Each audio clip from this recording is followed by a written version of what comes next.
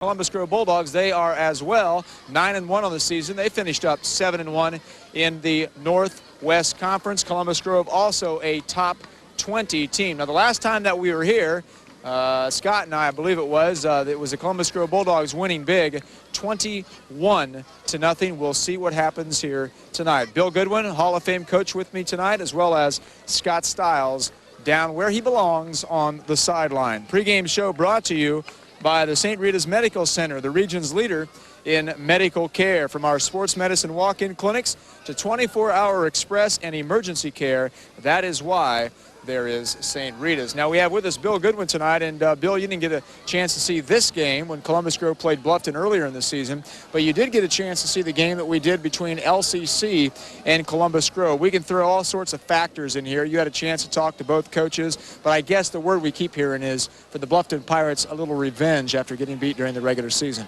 Oh, I think there's always that factor, but as Coach Fells said, there's always a confidence factor on Grove's side, too, because they did win the first game by 21 points. But I really don't think that's going to affect this game one way or another. I think it's an even game right from the start. I think it's a great atmosphere tonight. Both teams are excited, and I think it's going to boil down to a real close ball game, and it's going to boil down to what close games normally do. Who executes, who doesn't make mistakes. Now, the thing about this game, Bill, is we've heard many a time, how do you prepare for a game like this? Because both coaches know one another very well. They know what to expect from each team. How do you approach a game like this? Well, that's what I say, Carl. I think it boils down to execution. It doesn't matter whether you know what the other team's going to do or not. If you execute, you're still going to be able to move the football, even against the team that knows what you're going to do. And the same way on defense. If you execute your defense, you're probably going to be successful. So I think it's going to boil down to execution, maybe a few little things, rather than one major blow-up. And, of course, Bill will have our keys to the game coming up in just a few minutes. But, Scott, we were here just a few weeks ago, and we should mention we're at Clymer Stadium. This is a place since 1997 where the Columbus Grove Bulldogs have not lost. They are 15-0 right here. Well, and also that's a factor. And also with the running attack that Columbus Grove possesses with Lamb and Roeder, it's very powerful. And Bluffton's going to have a hands full there. Well, on the other hand, David Miller's coming to the zone. He's a sophomore quarterback for Bluffton. He's thrown very well. And right now he's in a system where he's able to check off. He's developed that quickly where they're giving him the option to check off the line of scrimmage. So look for that tonight. Maybe they can break a play that way and get out of a bad play. And, of course, a lot of defense on both sides. Bluffton with 4 shutouts this year, and the Columbus Grove Bulldogs with 6 shutouts. So it could be interesting. Pre-game show, no, it will be interesting. Pre-game show brought to you by our good friends at the St. Rita's Medical Center, the region's leader in medical care. From our sports medicine walk-in clinics to 24-hour express and emergency care, that is why there is St. Rita's. Going to take this time out. When we come back, we will check our keys to the game, also our starting lineups, and much, much more. That all comes up after these very important words here on Fox.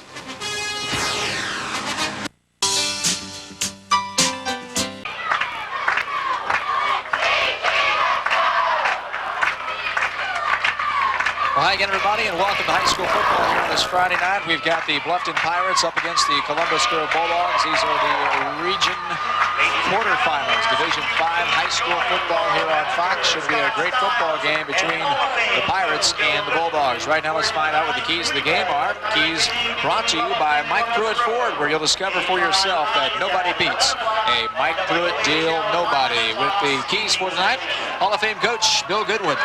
Thanks, Carl. Talking to both coaches for the game, they both were expecting a defensive struggle, so I think one of the keys is who can score first. I think that would be real important. Second is make the other team have a long drive to score. In other words, don't give them a short field, make them have to go a long way to score a touchdown. And the third thing I mentioned before the game, I think anytime you have 2 even teams and they know each other as well as these 2 teams do, who has the best execution of their offense and defense? Thank you very much, Bill. Those are your keys to the game, brought to you by Mike Pruitt Ford, where you'll discover for yourself that nobody beats a Mike Pruitt deal, nobody. And it is loud here tonight as we're about ready to get this one underway here from Clymer Stadium. The Columbus Grove Bulldogs in this Division 5 high school football contest coming in with a perfect record here at Clymer Stadium of 15-0. They've had some Very good competition this year, as has the Bluffton Pirates. Of course, both teams from the Northwest Conference, Division 5, Region 18. Bluffton Pirates are going to be kicking off. Kicking off for Bluffton will be number 9, Seth Burkholder. Back deep for the Columbus Grove Bulldogs will be Chris King, Brian Troyer, and Cody Minnick.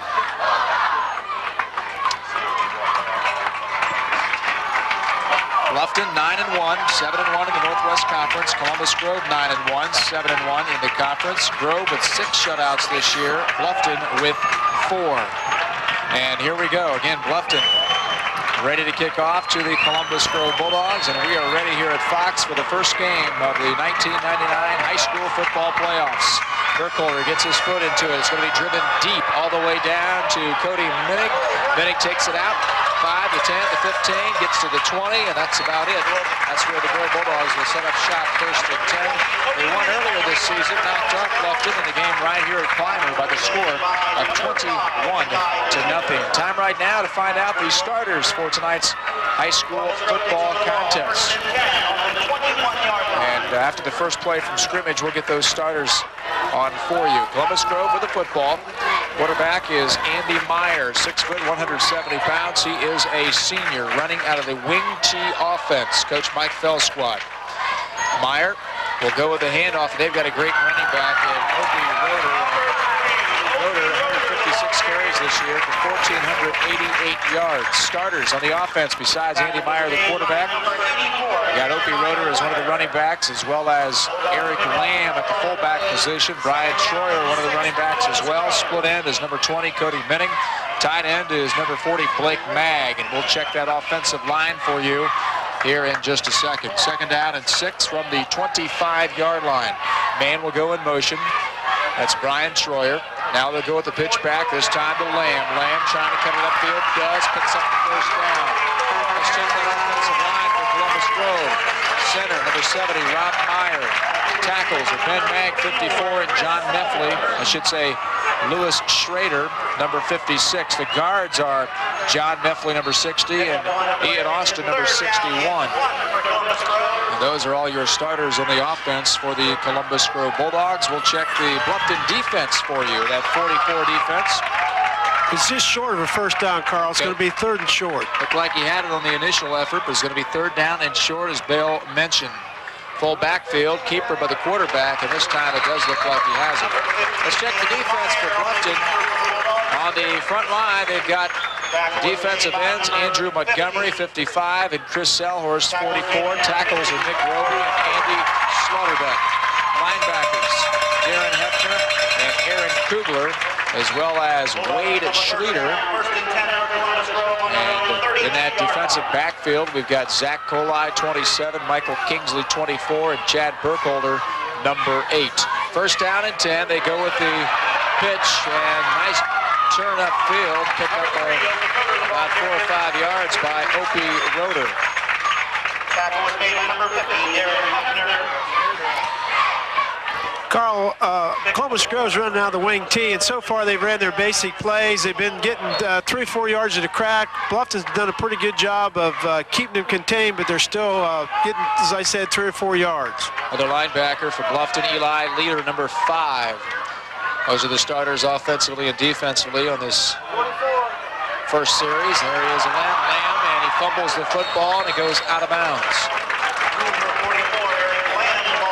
That was Eric Lamb carrying the ball up the middle, Carl, on the trap out of the wing T package, and he ran hard, broke a couple tackles, and then he coughed up the football, but luckily for Grove, it went out of bounds, so they kept the football. Columbus Grove's only lost this year to Delphus Jefferson 2-zip. There's 6 shutouts over Spencerville, LCC, Bluffton, Upper Prairie, and Allen East. They gave up 6 points to Paulding, 7 points to Ada. Bluffton, 4 shutouts, Spencerville, Ada, Prairie, and Allen East. 3rd down and 2 from the 40-yard line. Just underway first quarter. Man in motion will go Troyer. Meyer goes to the handoff, and there is the defense by Bluffton, stopping him short of the first down. That was number 78, Carl, Andy Slaughterbeck. Bluffton's great defensive tackle, got some penetration that time and threw the runner for a loss. Brings up 4th and about 5, so it looks like we're going to punt.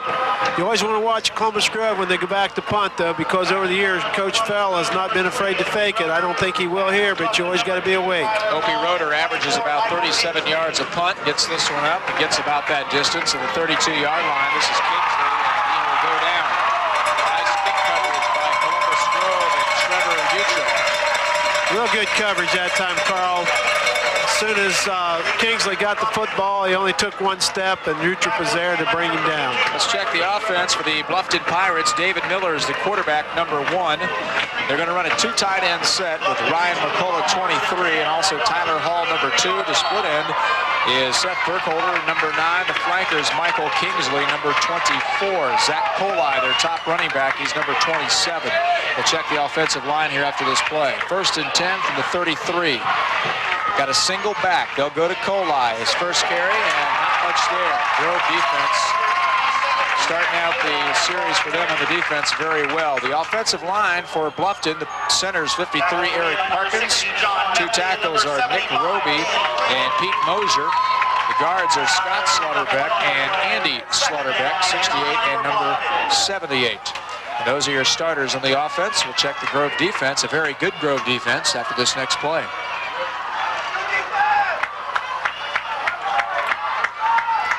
Two backs in the backfield. Again, this is David Miller. Wants to pass. Throws it to Kingsley, and he will not even get the football. Good defense by Columbus Grove. And let's check that defense. Rover tackle, 32, Trevor Utrick. Defensive tackles as well, Adam Hooker and Dan Clayman. The ends are Lewis Schrader and Blake Magg. Linebackers, Whip, John Meffley. Middle, Andy Tabler and Opie Roeder, the stud linebacker. Defensive backs, Brian Troyer, Cody Minnig, and Adam Hawkey. And those are your starters here on Fox. 3rd down 9 from the 34. Let's see if Bluffton can pick up a first down. They go with the pitch, and it's not going to happen as they try to go to Justin Cantner, the 5'9" senior, and they're going to stop him cold. That was a great series for Grove's defense. Bluffton tried to run inside and didn't get anything. Tried to throw a quick pass and didn't get anything. Tried to go outside and they didn't get anything. So they tried 3 different spots there, and Grove was right there to stop them. So Seth Burkholder averaging 33 yards a punt, back in punt formation. Back for Columbus Grove, Cody Minnig and Brian Troyer. Kick is going to be blocked. It's going to be blocked by the Bulldogs. They pick it up over the end zone. Touchdown, Columbus Grove. Touchdown by the Grove Bulldogs. And taking it into the end zone for Columbus Grove was number 52. Andy Tabler. Let's go down to Scott Stiles on the sideline. It was a bull rush over center, Carl. What happened is they had a bull rush over center. That's where your weak spot is.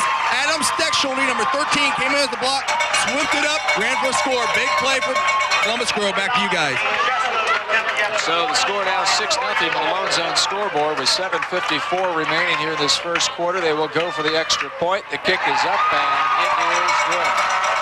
Dane Jesko, the extra point for the Columbus Grove Bulldogs, and one of your keys, Coach, was scoring first, and Grove's done that with the defense.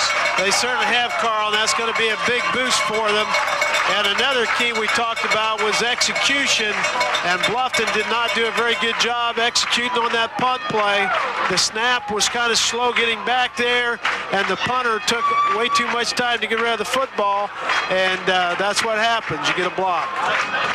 So that puts the Grove Bulldogs in good shape here in this first quarter. I tell you, Bill, it is loud here on this Columbus Grove side. That's what you get at the playoffs, Carl. Enthusiastic fans, and it's a great atmosphere, and that's why it's so much fun, as both as a player, coach, and as a broadcaster. Scott Stiles down on the sideline, and he is standing. You can't see right now, but as Ronnie Coons is on the other end of the field, but Scott's down there standing by Kevin Fell, who is the head football coach at Lakewood High School. His team is in the playoffs as well, Bill, and he is the brother of head coach Mike Fell.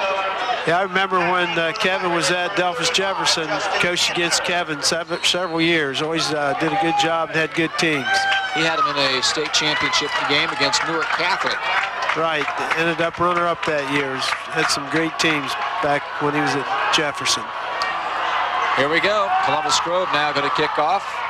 Dane Jesko getting the foot into it, take it down at the 15-yard line, returned across the 20, the 25, and that's about it.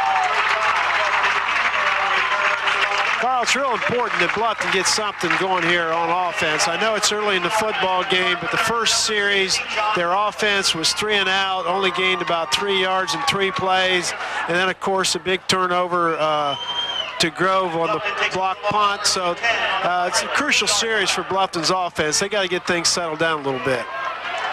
1st and 10 for the 30-yard line, down to 7:50 remaining first quarter. David Miller, the quarterback for the Bluffton Pirates, will go with a pitch.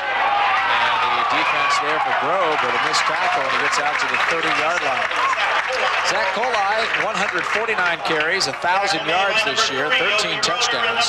Also, David Miller, the quarterback, 44 for 108 for 726 yards, 6 interceptions, and 8 touchdowns. They got a couple of good receivers. Ryan McCullough, the tight end, 14 catches, 252 yards, and 6 touchdowns. Seth Burkholder has a handful of catches for 105 yards and 1 touchdown. Tyler Hall with 8 catches for 149 yards and a couple touchdowns as well. So they got several weapons on this offense. Short pass, and it was going to fall incomplete to Ryan McCullough as a flag. Big rush out of the Columbus Grove's defensive line too, Carl. Put a lot of pressure on the pass. Tonight's the night I'm going to pop the question.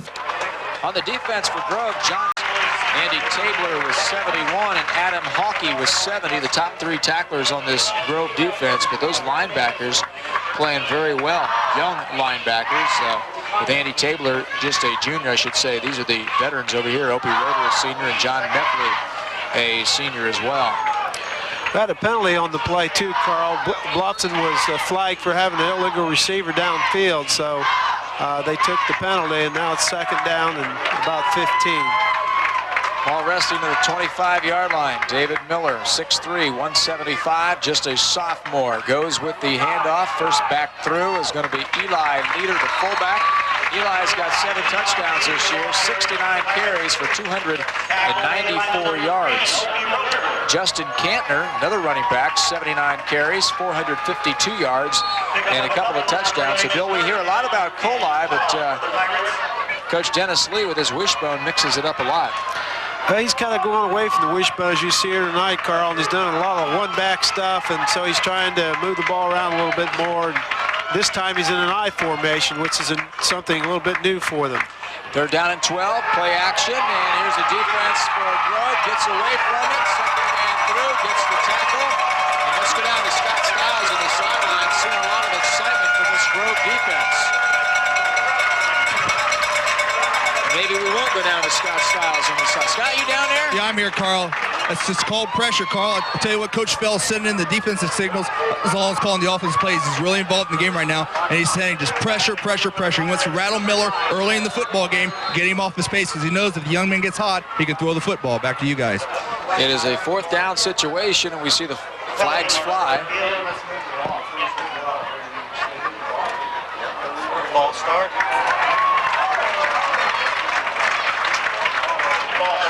Should mention earlier, the starting lineups brought to you by St. Rita's Sports Medicine Walk-In Clinics, open from 7:30 to 9 o'clock a.m. Monday through Saturday, 830 West High Street in Lima. Lonzone's scoreboard shows 7-0 in favor of the Columbus Grove Bulldogs after a blocked punt. And Bluffton ready to punt again. High snap, kick is away. Taken at the 45-yard line. And then going backwards for the Columbus Grove Bulldogs is going to be number 5, Brian Schroyer. So Grove will bring their offense back out, but good field position, Bill. Yeah, their defense is really setting up the game for them so far, Carl, as we kind of expected. But like we said, too, Bluffton's going to have to move the football if they're going to have a chance. They can't keep this up 3 and out and giving Grove this kind of field position all the time.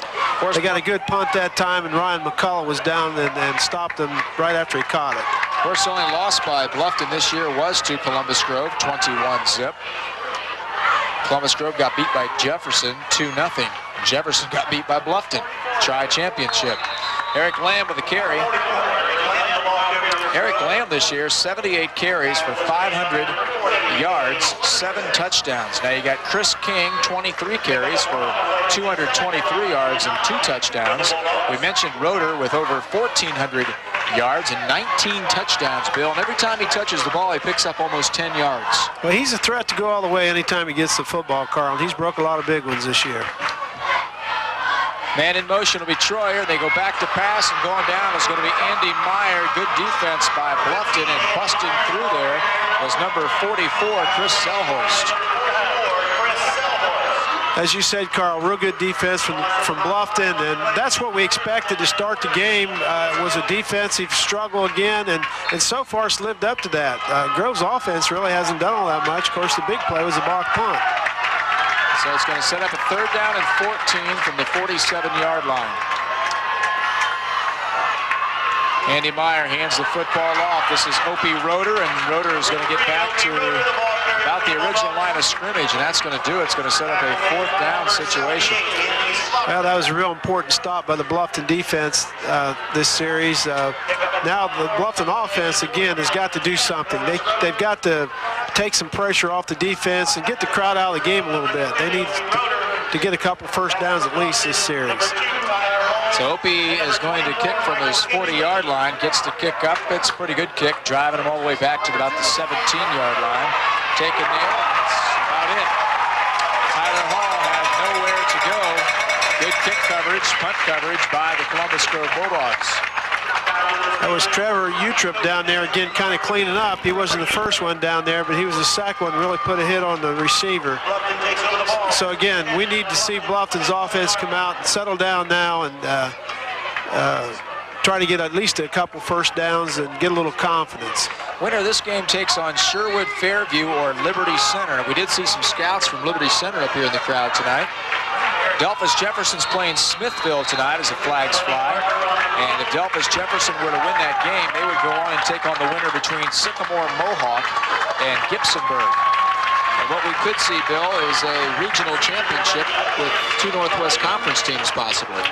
That's certainly a possibility, Carl. We just had a penalty on Bluffton for illegal substitution. They had 12 people in the huddle and came out and realized they had too many men on the field, and one ran off, but by that time it was too late. So they're facing 1st and 15 now. From the 16-yard line, 4 minutes remaining, 1st quarter. David Miller is the quarterback. He will go with the handoff, 2nd back through, pick up of about 3 yards or so. Zach Colai. Also, we saw in the crowd tonight, Lima Senior head coach Leonard Rush, as Lima Senior tomorrow night will be playing Upper Arlington. And hopefully Scott Stiles down there will have a chance to talk to Leonard Rush sometime during this football game. Those penalties, when your offense is struggling, can really kill you, Carl. That if it hadn't been for the penalty, it'd be 2nd and 6 now. Instead, we got 2nd and 11. Entirely different play selection. Back to pass is Miller. He gets rid of it. It's going to be caught, and oh, there's a hit. That is a big hit by Adam Hawkey, the safety. Scott Stiles down there right on that. Did you hear it pop, Scott? Oh, I'll tell you what a hellacious hit. He read that clear from his deep back position and came flying. As soon as the quarterback turned, he was on a dead sprint. It's amazing the young man hung on to the football. What a hit. So it's going to set up a 3rd down. This is going to hit you, remember, Coach? Oh, yeah. Remember for a long time. But again, getting back to execution, they had a lineman out there and he didn't block anybody. So, you know, you got to make the block and help your guy out. Quick play action again. Pass downfield. Got a receiver, and it's going to be caught down to the 45-yard line. Nice catch by Ryan McCullough, the 6'4", 195-pound senior. That was a great throw, Carl, by that young sophomore quarterback. He threw it right on the money. It was good coverage, but he threw it where it right had to be, and big completion, and they got a 1st down. Now they got a little field position. 1st and 10 for the 45-yard line. 2:37 remaining here in this 1st quarter. At the half, we'll talk to Kevin Fell, the brother of Mike Fell and head football coach at Lakewood High School.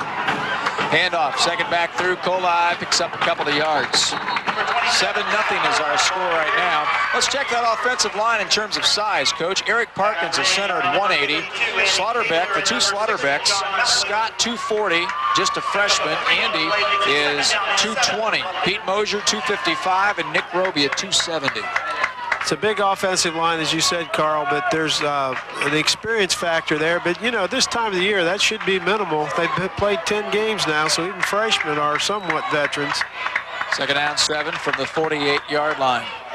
David Miller back to pass, looking for the short one. He has his receiver again, McCullough. McCullough keeps on going, but he's going to come up about a yard short, it looks like, from here. All depends on the spot.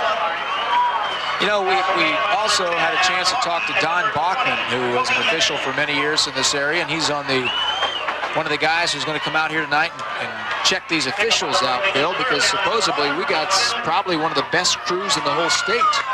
Yeah, most of them are really highly rated, Carl, and it's supposed to be one of the best groups around. And Bill will tell you about who they are here in a second. Third down and short. Miller under center, Parkins. Got two receivers, single back.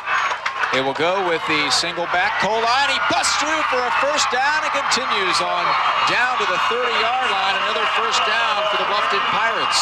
This is just what the Bluffton offense need to do, is meet the football, Carl. But getting back to those officials, the back judge is Ken Catafias, and Kevin Catafias is the referee. Dan Parks is the umpire. Mike Gill's the lineman, and the back judge is Tim Campbell. As we said, it's supposed to be one of the best groups in the state, and so far, you know, they've done a nice job. First down and 10 for the 31-yard line. Bluffton fans trying to get their team sparked here to get back in it. Down 7-zip. They go to Colai. Colai will pick up about 2, and then he is driven back by number 56, Lewis Schrader. 6 foot. Let's check the defensive line for Columbus Grove. Adam Hooker, one of the tackles at 215. The other one, Dan Clayman, 275. And you got Utrip at 155 at rover tackle. Schrader, 210, and Blake Mag at 205. Mag is just a sophomore. It's a big, strong defensive line, though, Carl, and they really are physical. Second down, 8 for the 29-yard line, under a minute. First quarter, handoff again. This time it's Justin Cantner. Cantner going to be short of the first down. Bluffton's offensive line that play, Carl, really did a nice job getting off the football, had a nice surge, and even though it wasn't a big play, they certainly controlled the line of scrimmage that play, and that's what they need to do. Division 5 football, the number 1 team is Bedford Chanel, 10-0. Milford Center Fairbanks, number 2. Johnstown Northridge, number 3. Liberty Center, 4. And Cleveland VASJ at number 5. Columbus Grove finished up number 16. 9 seconds on a 3rd and 5. Play action. Another pass play. Here comes the defense, and they're going to bring him down. The middle linebacker, Andy Tabler, will end this first quarter by bringing down the quarterback for a loss. We've played 12 minutes of action here from Clymer Stadium. Our score, the Columbus Grove Bulldogs 7, Bluffton nothing. I would say if you're going to buy a car, go there. Here in the Division 5, Region 18 quarterfinals, the Columbus Grove Bulldogs on top of the Bluffton Pirates 7-0 in a very loud Clymer Stadium. Looks like Bluffton's going to go for it here, Carl. 4th and about 12 on the 34. Yep. Single back. Let's see what Miller does. Miller with a lefty, back to pass, has a receiver who almost falls down. He went back for the ball, and it was Michael Kingsley, the flanker back there, and he was unable to hold on to the football. Even if he caught it, Carl, it wouldn't have been a first down. Again, a lot of pressure put on the Bluffton quarterback. Really didn't have time to wait long enough to even get the receiver deep enough to get a first down, even had he caught it. It'd been short. Scott Stiles on the sideline. Actually, fellas, what they were running there was the old hook and lateral. The guy was coming right behind. It's a good thing he didn't catch it because it would have been gone. Nobody's on the lateral guy. First and 10, 34-yard line. Andy Meyer, the quarterback. He wants to run the option. Sprints out to the right, in trouble, and goes down. Nice play on the defense back there by, looked like Andy Montgomery was back there, number 55, 6 foot, 170-pound junior. That was a good play by the defensive end. They tried to run a boot play, but he was right there, tripped him up for, what, about a 6-yard loss. You know, this Grove offensive line, not real big, Coach. Meyer, the center, it's 165. Austin, 190. Meffley, 170. Schrader, 210. And Mag, 190. Yeah. But on the other hand, a pretty big couple tackles as the handoff goes up the gut for the Bluffton Pirates. Roby is at 270 pounds. Andy Slaughterbeck at 220.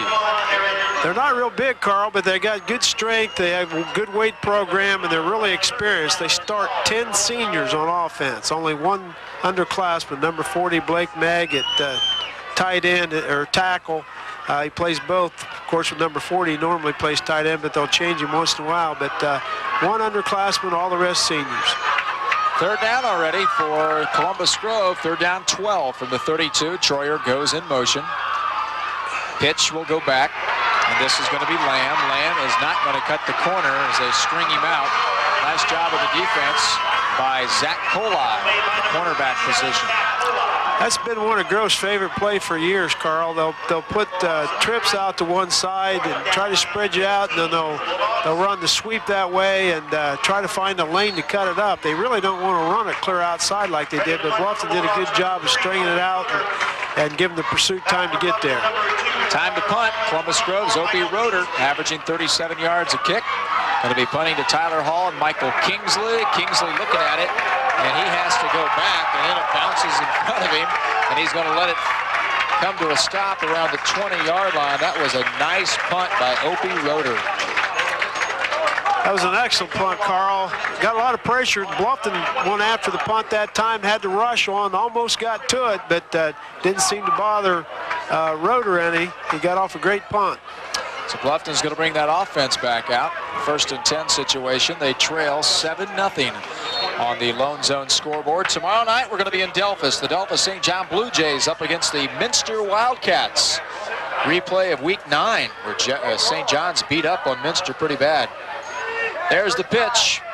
This time it goes to Cantner. Cantner is not going to get much. That St. John's game, last time they played Minster, St. John's won 59-16. Minster coach got in with an unheard of 5-5 record. 2-5 in the MAC.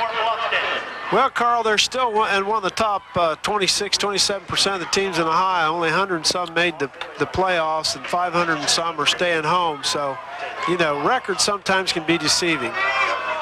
Second down 8 from the 22-yard line. We're down to 9:14 remaining here in this first half. Carl Metzger, Bill Goodwin, Scott Stiles bringing it all to you.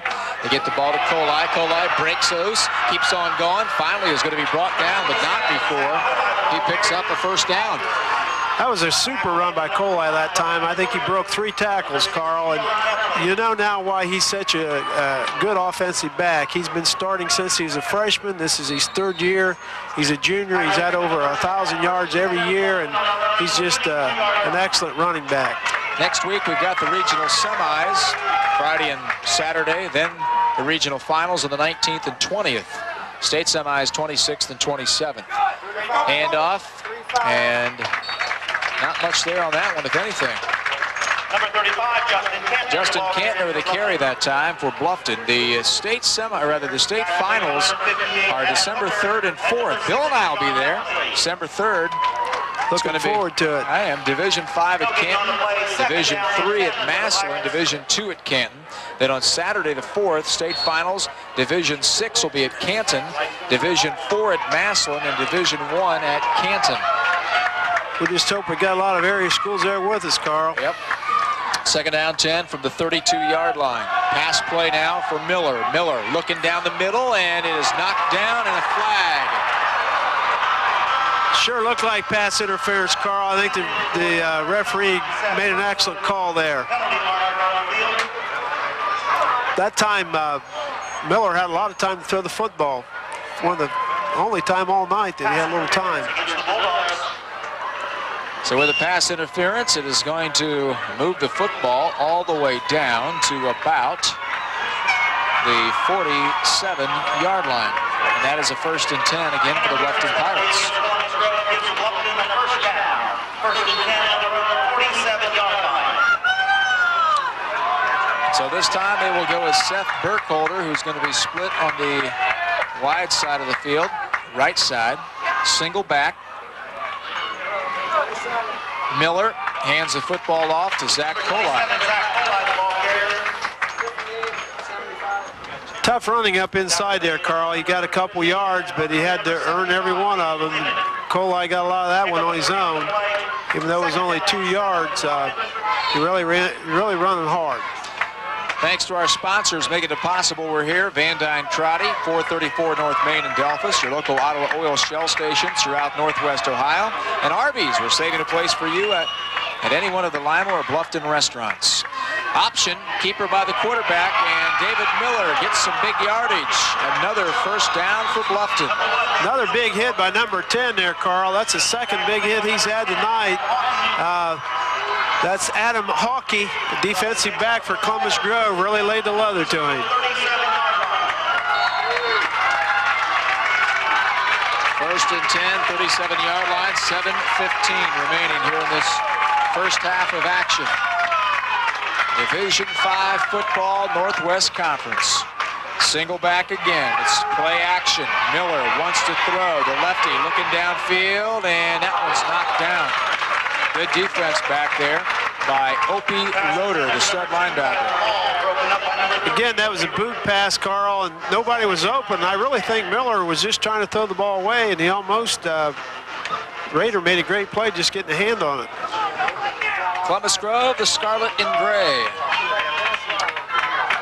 Coming into this football game, 9-1. They defeated Pandora, Gilboa, Spencerville, Lima Central Catholic, Bluffton, Upper, Ada, Perry, Allen Easton, Paulding. Only lost to Delphus Jefferson. Second down, 10 from the 37-yard line. Back to pass is Miller. Receiver there, and there's interference again, Carl. Yep. Receiver was there. Defensive back got a little over anxious and hit the receiver before the ball got there. Mike Fell's career record, 74-29. 10th year as head coach of the Columbus Grove Bulldogs. Doesn't seem that long, does it, Bill? No, it doesn't. Just seems like a year or two, doesn't it? Returning starters, 10 on the offense, or rather 10 overall, 5 on the offense, 5 on the defense, 15 returning lettermen for Dennis Lee's team. By the way, his career record, 88-45. Two very similar coaches. 13th year for Dennis. And 5 back on the offense, 4 on the defense, 12 returning lettermen. As we mentioned earlier, Columbus Grove's playing a lot of seniors, but Bluffton is playing a lot of the young guys. They got a couple freshmen playing. Tyler Hall plays on offense. They've got number 40, Wade Schleetster, playing defense, so they got a good mix. Down to the end zone, it is picked off for a second, almost by Hawkey. Couldn't hold on to it, but it was saved a touchdown there. If that would have got through his hands, nice chance down there for Bluffton. Good job by Grove safety that time, coming over and almost made the interception. Again, join us at the half. We'll talk to Lakewood High School head football coach Kevin Fell, Mike Fell's brother. Second down, 10, 22-yard line. Man will go in motion. That's Seth Burkholder. Back to pass again is Miller. Looking downfield. Across the middle, has a receiver, and it's going to be caught at around the 9-yard line. Nice catch by Tyler Hall, the tight end. Let's go down to Scott Stiles.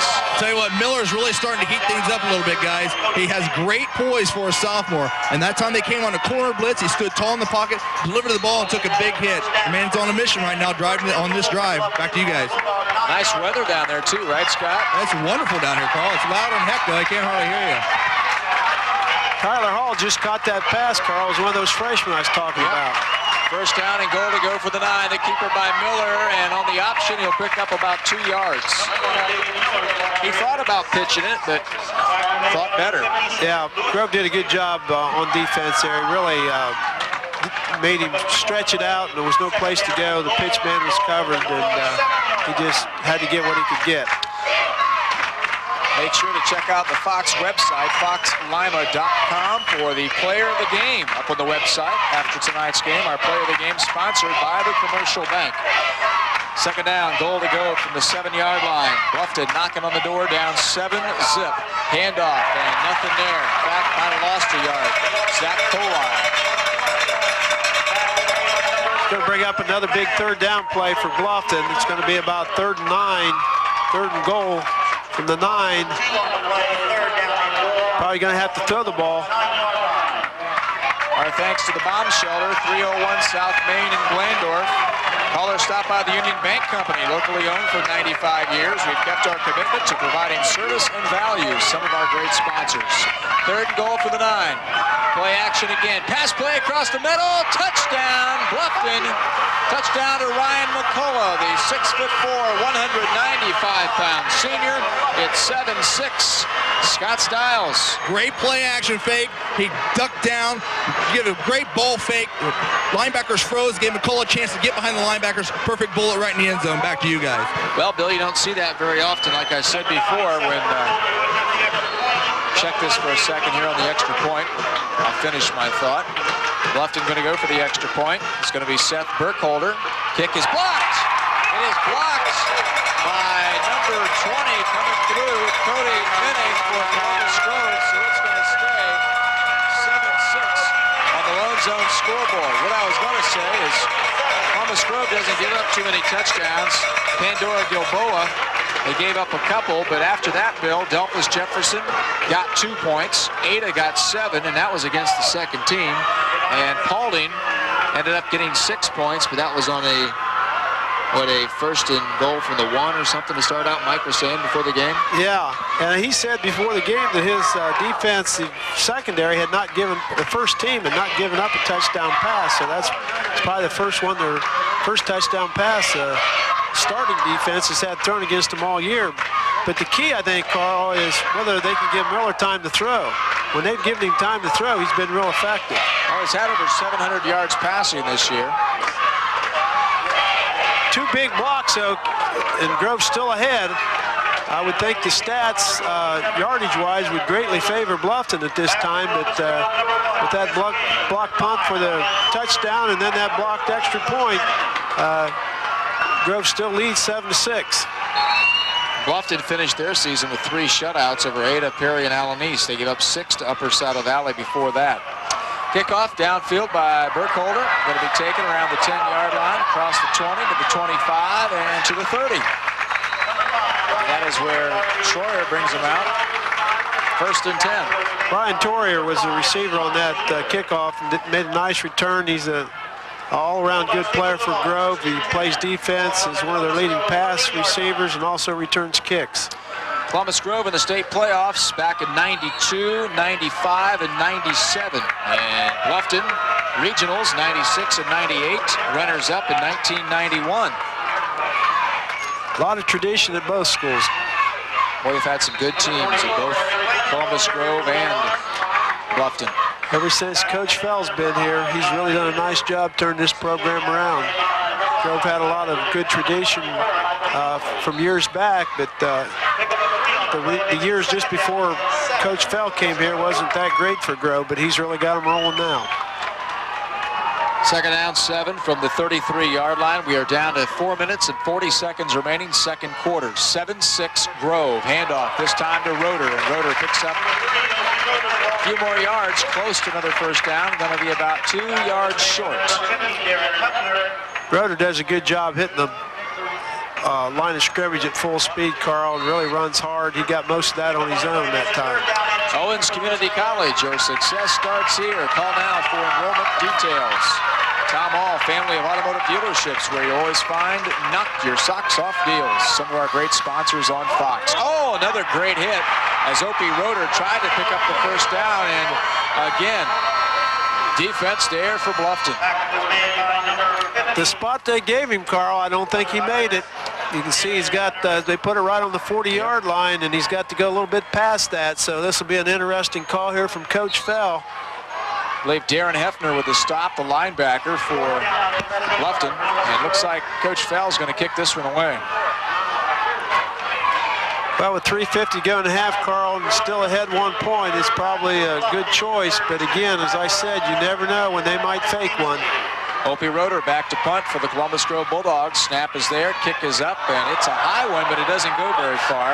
Depends on the bounce. It hits Bluffton Pirate, I believe. And if it did, it's going to be Grove's ball, and it is. Oh boy, I tell you, let's go down to Scott Stiles because it looked like somebody turned their back down there, Scott.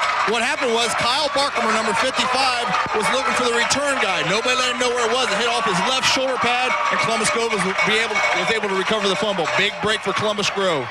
Well, in games like this, Bill, you got two good teams. That's something that can give you a big spark.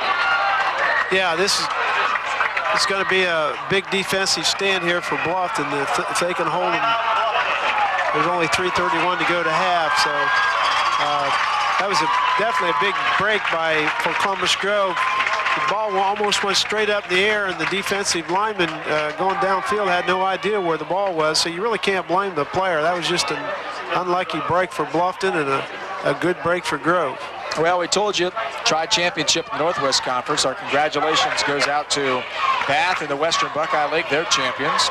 Midwest Athletic Conference, Delphus St. John's, Pandora Gilboa in the BVC, and Fairfield wins the Greater Miami Conference. Got a lot of other games being played tonight on this Friday night in terms of the computer playoffs. Lima Senior tomorrow night plays at Upper Arlington, Division III tonight. Bath is playing host to Napoleon in Division 4 Saturday night. Coldwater at home against Otsego. And also it is Kenton at Clearfork tomorrow night. I told you Jefferson's playing tonight as well as Liberty Center. Parkway's playing tonight at Waynesville. St. Henry's playing tonight as well. Antwerp playing, Pandora Gilboa playing tomorrow night. Marion Local playing Macomb tomorrow night in Division 6. St. John's playing tomorrow night against Minster. 1st and 10 from the 43, they go to Opie, and we've got a flag, and that usually means a hold.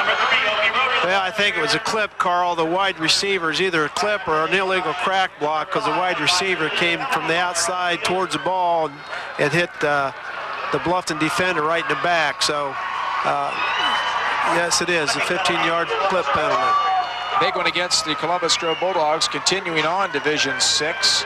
Tomorrow night, Hardin Northern will play host to Springfield Catholic Central. If St. John's, well, the winner of St. John's Minster will take on the winner of that ball game as well. And that's our local representation, Bill. We've got some good representation. Your boy, Tim Goodwin, the head football coach for Marion Local, has got to be pumped up, taking on BVC team Macomb. Yeah, they're really excited. Of course, this is Tim's first year down there, first year as a head coach, so it's a big thrill for him to make the playoffs the first year. His team's been playing real well, Carl. They've been getting better every week, and that's what it takes this time of year. First down, and Landeck to pick up the first down from the 39-yard line. Pitch to Opie. Opie wants to throw. Looking downfield. Long ball. He's got a receiver. Beautiful pass, and it's dropped. Oh, what a beautiful spiral. Thrown to tight end Blake Magg, and I'll bet you Blake would love to have that one back. You don't see a running back usually have that much touch and put the ball right where he needed to. That was, you said, a great pass. Pretty good coverage, but he threw it where he needed to, and unfortunately Blake dropped it. Let's go down to quarterback Scott Stiles. Well, I tell you, I wish I could have thrown the ball like that. I tell you, that was a beautiful pass by Opie, but nobody feels worse than that young guy. Not since your midget football days, right? Second down, 28. They go with the handoff, little counter action. I tell you, if he would have got to the outside there, Coach, he may have been gone. Yep. And he, oh boy.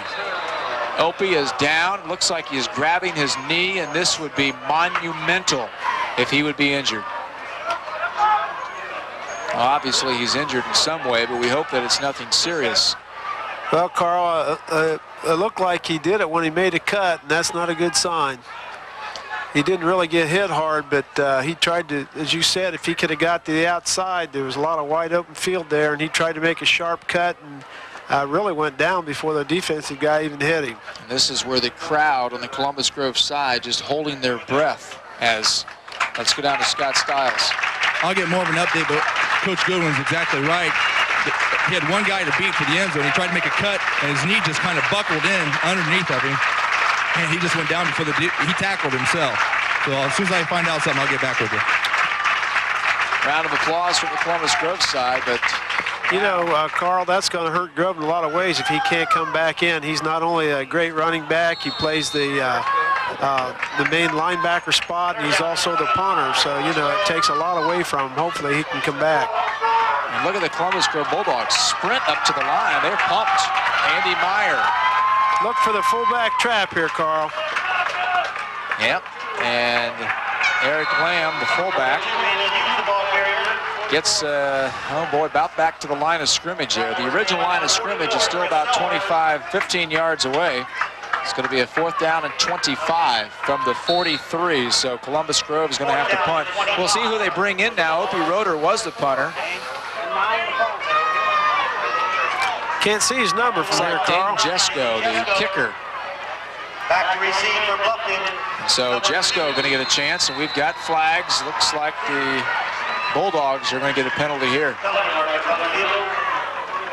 Procedure call against Columbus Grove. 7-6 is our score. Grove on top by blocking the extra point.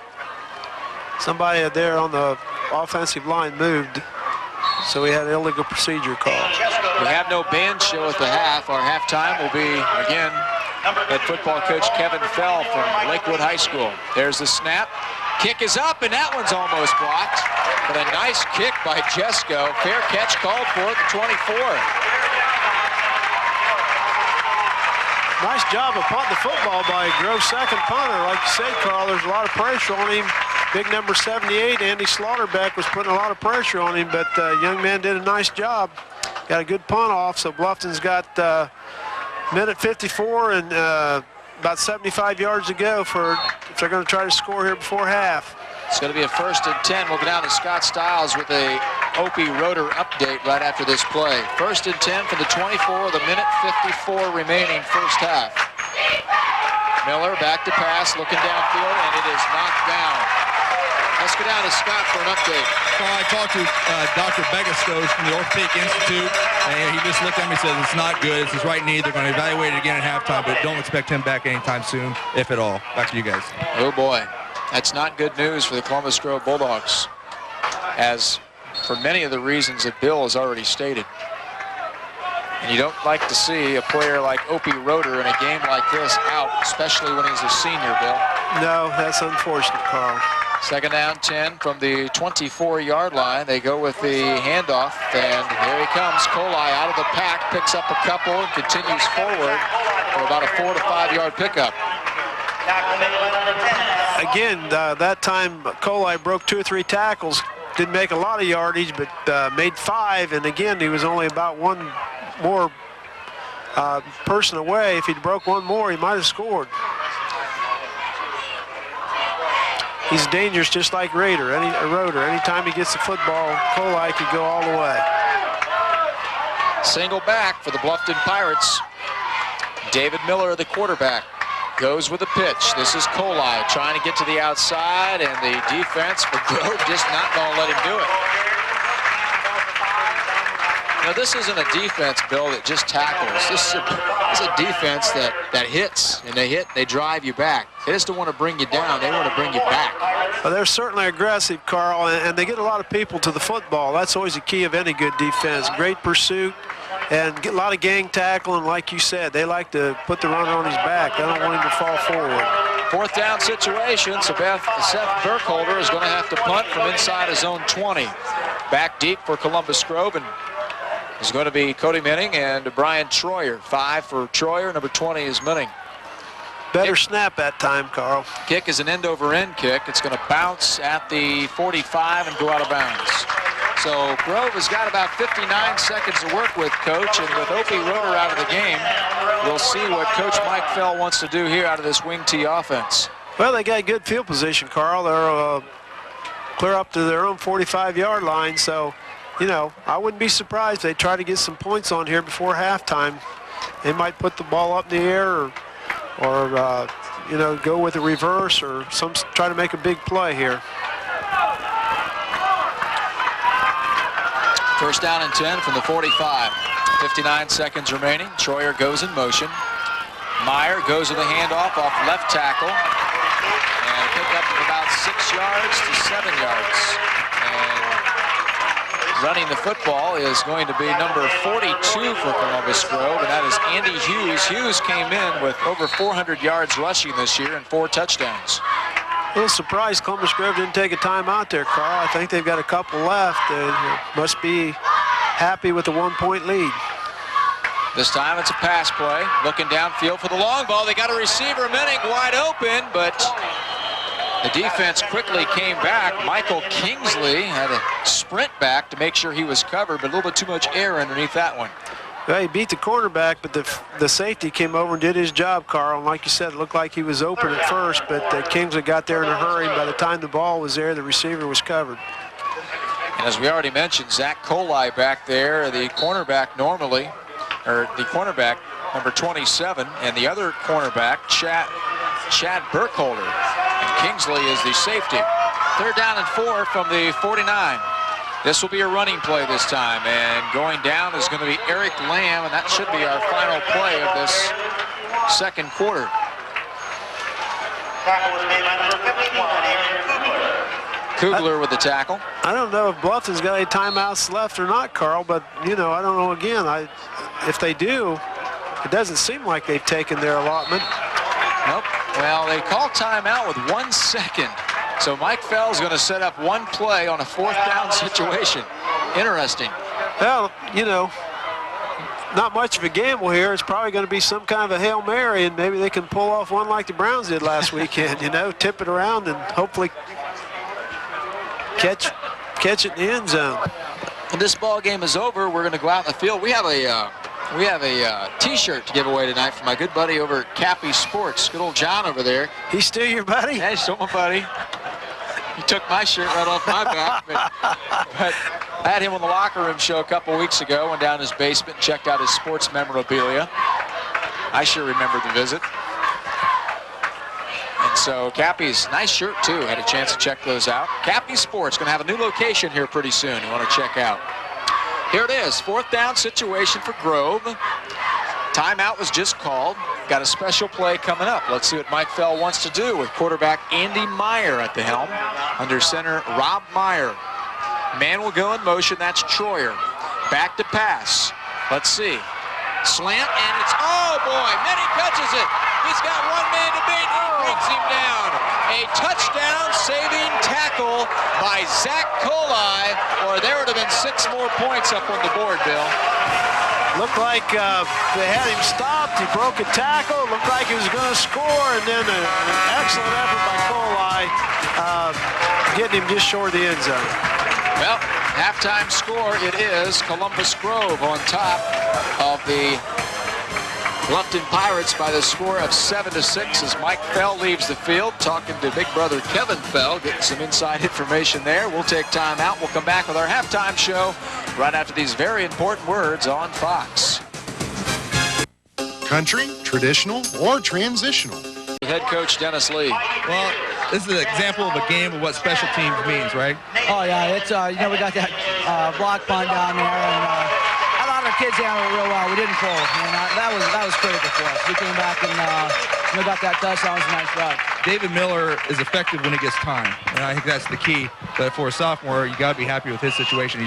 He plays with poise, runs the option very well. Yeah, they're playing. You know, they're giving him all kinds of looks with blitzes, and we just have to be able to pick those up and hopefully check off a few times also. With Opie Roeder being out of the game, anything different? Putting more pressure on the running game or anything? Not for us. We just have to approach it that you know, we just got to keep attacking them. All right, you're in a heck of a ball game. Good luck second half. Bye-bye. Back to you guys. Thank you, Scott.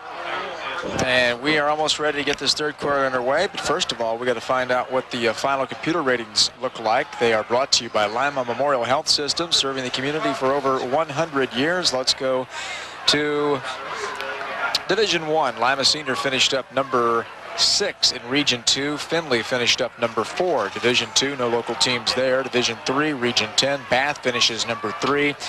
Big Ken Schreiner just out of the money as his team, the Ottawa Glandorf Titans, finished 7-3, but number 10 in the computer ratings. But a nice season for the Ottawa Glandorf Titans. Division 4, Region 14, Coldwater number 4, and Kenton finished up number 6. Otsego, they were in at number 5, Bill, in case you were wondering. I was really worried about that, Carl. That is Tontogany Otsego, by the way. Division. I'm still wonder looking how for you my do hat. that. I want my hat too from Otsego. Mike Richards promised me. Division 5, Region 18. Grove finished 3. Liberty Center 2. Jefferson 4. Bluffton at number 6. Division 6, Region 20. Versailles 4. St. Henry 5. And Parkway at number 8. Region 22, Pandora Gilboa 2. Marion Local finished number 3. Antwerp finished number 5. Macomb 6. Ayersville at number 7. Arlington just out of the money at number 9. And Region 24, St. John's 1. Hardin Northern 4. And Minster at number 8. And New Bremen just out of the top 8 as they finished at number 10. And that is the final time we will tell you about the computer ratings brought to you by Lima Memorial Health System, serving the community for over 100 years. And the way those things stack up, when you get to the playoffs, if you are the home team, you're team 1, visitors team 8. Home team, team 4 in the seeds, visitors 5. Home team, team 2, visitors 7. And 3 and 6, 3 the home team, visitors are 6. When you get to the semifinals, it's a neutral site. There is no re-bracketing. It's the winners of 1 and 8 against 4 and 5, the winners of 2 and 7 against 3 and 6. And then in the regional finals, home team comes from that top bracket of 1, 8, 4, 5. Neutral site, 2, 7, 3, 6 will be the visitors up through the regional championship there, then to the state finals, semifinals. Ready to get third quarter underway. It is going to be kicked off to the Bluffton Pirates, taken by Lamb down there, and he's not, that's not Lamb, it's number 84. He's knocked around, and finally, somebody pumped up this Grove kick coverage team because they're down there quick. Trying to return the football for the Bluffton Pirates was number 84, and that's Jeremiah Wire. Got to run north and south, Carl. He just kept going back and forth and never did gain anything, so Bluffton's starting out in bad field position. So it's going to be a 1st and 10, the ball at the 9-yard line. 7-6 is our score with the Columbus Grove Bulldogs on top. David Miller, the quarterback, with a single back. Goes with a pitch. This is Coley trying to get to the outside, but Troyer hits him, and then a couple more back there for Columbus Grove, including the hard-hitting Adam Hawkey. Number 52, Andy Tabler. Started off with a sweep, Carl. Tried to get to the outside. Wasn't a whole lot there, but again, Coley does a nice job of making positive yardage even when there's nothing there. So he did end up with about a 2.5-yard gain. Our thanks to Climber Enterprises Incorporated in Pandora, Canadian Sons Plumbing and Heating. Your comfort is our concern. A couple more of our great sponsors here on Fox. 2nd and 8 from the 11-yard line. Third quarter action just underway. They go with the handoff to Coley again. Spins forward. First down for the Bluffton Pirates. Tomorrow night, St. John's Minster. Coach, the Blue Jays have won 39 straight games. Wow. That's something, Carl. And, you know, they've got certainly an excellent chance to three-peat. Of course, they got a lot of games to play, but, you know, you'd have to favor them. Well, I said it first down, but they're going to have to measure as they stretch the chain, pull on the sticks, and it will be, as I mentioned, first down. Oh, you know, they should listen to you. They saved all that time. Well, these guys are supposed to be big-time officials, too. What's the problem down there? Eagle Eye Carl Metzger. That's a guess. It looked good from here, even though we're at the 45-yard line on the other side. They're down at the 20. 1st and 10 from the 20-yard line. Quarterback Miller, under center Eric Parkins. And this is going to be a handoff to Coley, and he's going to spin again, pick up a couple of more yards. Number 27, Jack Coley. That was a little counter play, Carl. A counter tray, they call it, where the fake one way and they bring the back opposite and pull both the guard and the tackle. That's been one of Bluffton's favorite plays for several years, and Coley's made a lot of yards out of that play. That time, again, there wasn't much there. He made something out of nothing and almost came out of the pile clean. 2nd down 9 from the 21-yard line. Single back again for Coach Dennis Lee's squad, the Bluffton Pirates. Pitch to Colai, still trying to get that corner, and I tell you, Coach, you know, this is something that's been going on all night. We've seen Colai sprint through for a couple of those, but this Grove defense, great pursuit on the outside. Oh yeah, they're a great defense, no doubt about it. They are real physical up front, like we said, maybe not real big, but real physical. They all run to the football, and they're doing a nice job. Only thing that keeps Bluffton going is Colai's such a hard runner and does make a few yards when there isn't anything there. 3rd down and 4. Play action. Looking downfield is Miller. In trouble. Gets away from it. Sprints forward. And he will pick up the 1st down unless they mark him short. Looks like they give it to him, though, Bill. Yeah, it looks like he made a 1st down, and that was an excellent play out of the sophomore quarterback that time, Carl. He scrambled, finally got to the outside and got the 1st down. I'd like to thank our good friends from Cappy Sports. They are our sponsors of our player of the game. And Scott, good friends at Cappy's, also got us a couple nice hats. Yeah, they did. They're coaching hats. You got the Jets, and I received one from the Cleveland Browns, which they had their first victory last week. And I hope you don that sometime, Scott. I'd like to see that. Thanks to our good buddies at Cappy's. 1st and 10 from the 31-yard line. Handoff. No, yeah, they did hand the football off. Nice job with the quarterback, Miller. And pick up of a couple of more yards. And Bluffton Pirates trying to keep this drive alive as they find themselves down in a very close ball game, 7-6. Now, Bill, the last time these two teams got together was 21-0, and Grove was playing great that night, but Bluffton was making a lot of mistakes offensively. And did you expect this kind of game tonight? Well, I really did, Carl, because like we said earlier, Bluffton's playing a lot of young guys, and their potential for improvement is probably greater than the senior-dominated team, so I thought it'd be a pretty even game. There's the pitch back. It's going to be another halfback pass. They spiral downfield, but this one is incomplete, and the defense wanted a offensive pass interference on that one, but the official's standing right there, and he's saying, What do you think, Bill? Well, you know, it's one of those judgment calls. I wasn't sure that was interference. They both were going for the football, and that, you know, there's a little bumping going on, but it's hard to tell who initiated. I think it was a good no call.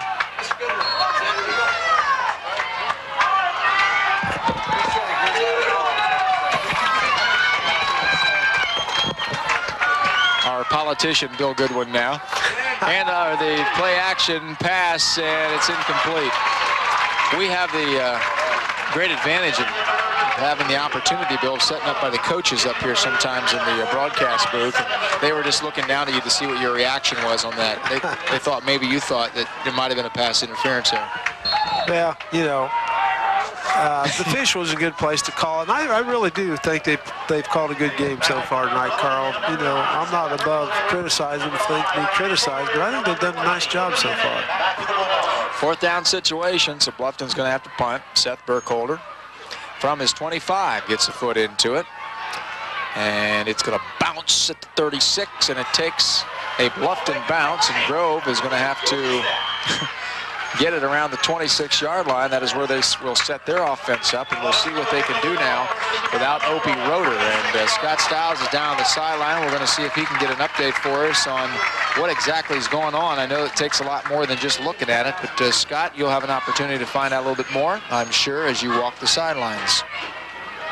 Yeah, Carl, actually, maybe even quickly here after this play, we'll get a chat with Opie real quick to see how he feels.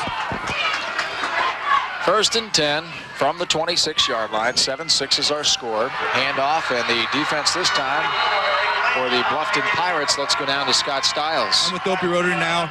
You had an excellent season. Maybe it'll continue emotionally for you. You'll have to be the emotional backbone now for this football team. How do you feel and what happened? I was just running the ball, and nobody really touched me. I just went to cut, and it just blew out. And everybody else on the team, they just got to believe they can do it without me. I know they can, and they will. Well, you had an excellent season. You're an excellent young man. Good luck in the future. Back to you guys. Thank you, Scott. 2nd down 10 from the 26-yard line. They go with the option for the quarterback. This is Meyer. Meyer picks up maybe a couple of yards. Well, definitely, Bill, a big blow to this Columbus Grove football team. And, you know, this is just a game. This is something now that Opie's got to put up with in terms of rehabilitation if he did blow his knee out. And you know what's a positive about the whole thing when something like this does happen with the way sports medicine is today, it's you don't usually have to wait as long as you did back in the olden days. Yeah, and it usually doesn't affect you that long either, Carl. So, you know, like you say, it'll be a long road back, but I'm sure he'll make it. Third down situation. They need 8. They go with the handoff. This is going to not even get him back to the line of scrimmage this time as Eric Lamb tried to cut it up, couldn't do it. So it's 4th down already, Coach. Yeah, Carl, Bluffton's defense has been doing an excellent job all night, and they stepped up again that time. They held Grove, I think, 32 yards rushing the first half, and of course Grove's primarily a rushing team, so anytime you can do that, you're playing good defense. And the first series, just half, they shut them down again. Well, Mike Fell wants a timeout as he wants to talk things over as they are getting ready to punt with Dane Jesko back in punt formation. I think they're a man short. Carl's reason he called timeout. I think they only had 10 men out on the field. But getting back to Bluffton's defense for a minute, number 44 for Bluffton, Chris Selhorst, 6 foot, 160-pound junior, has been playing an excellent game all night long, Carl. We haven't called him out as much as maybe we should have, but he's been in there, and he's been a key to stopping that inside running game for Columbus Grove. Well, the Columbus Grove Bulldogs came into this game averaging 31.2 points per game. They only give up 2.9, and so far on the scoreboard we see 7 points, and that a lot of credit for this Bluffton defense. And we said that in the pregame show, Coach. The word revenge very big tonight. But you know, they haven't came close to scoring on Bluffton's defense. The only score was that block punt. Of course, that wasn't against the defense, so they've done a real good job defensively. And of course, Columbus Grove's got a great defense, so it's pretty much what we expected. Good, tough defensive struggle. Jesko in punt formation, and we've got movement everywhere. Flags will be a-flying. Well, Andy Slaughterbeck for Bluffton got across there real quick, Carl. I don't know if, yeah, he moved a little bit before the ball was snapped, but he's quick, but not that quick. So it's still going to be a 4th down. They're going to need about 4 yards, so they're still going to have to punt. At least that's what we assume is going to happen. And back for the Bluffton Pirates, again, Hall and Kingsley. There's Slaughterbeck again. He's coming awful close, Carl. Every time they go back to punt, he's came real close to blocking it, but he hasn't got one yet. Kingsley picks it up and returns it out to the 33, and that is where Bluffton will try to get something going with 6 minutes and 40 seconds remaining here in this third quarter. A lot of time for both teams.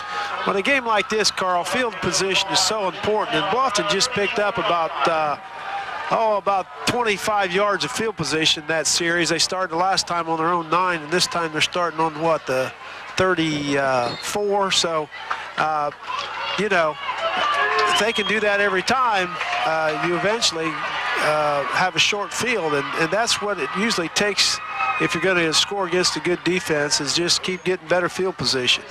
Zach Colai, the money man for the Bluffton Pirates. He is the Opie rotor for the Bluffton Pirates. Zach with over 1,000 yards this year. I'd like to thank the tournament host here. You know, this is the first time, Bill, we've done anything like this in the playoffs, the expanded playoffs, where we now have 8 teams in each of the regions. And here tonight, we've got Jerry Hurston, who's the athletic director at Columbus Grove, Gary Jones, the superintendent. I don't know how much Marty Thomas, the principal, helped out, but he's around eating about 3 or 4 hot dogs. Come on, Carl. Take it easy on the principals. 2nd down 9 from the 35. And they run a little reverse, and that was a strange-looking play there, Bill.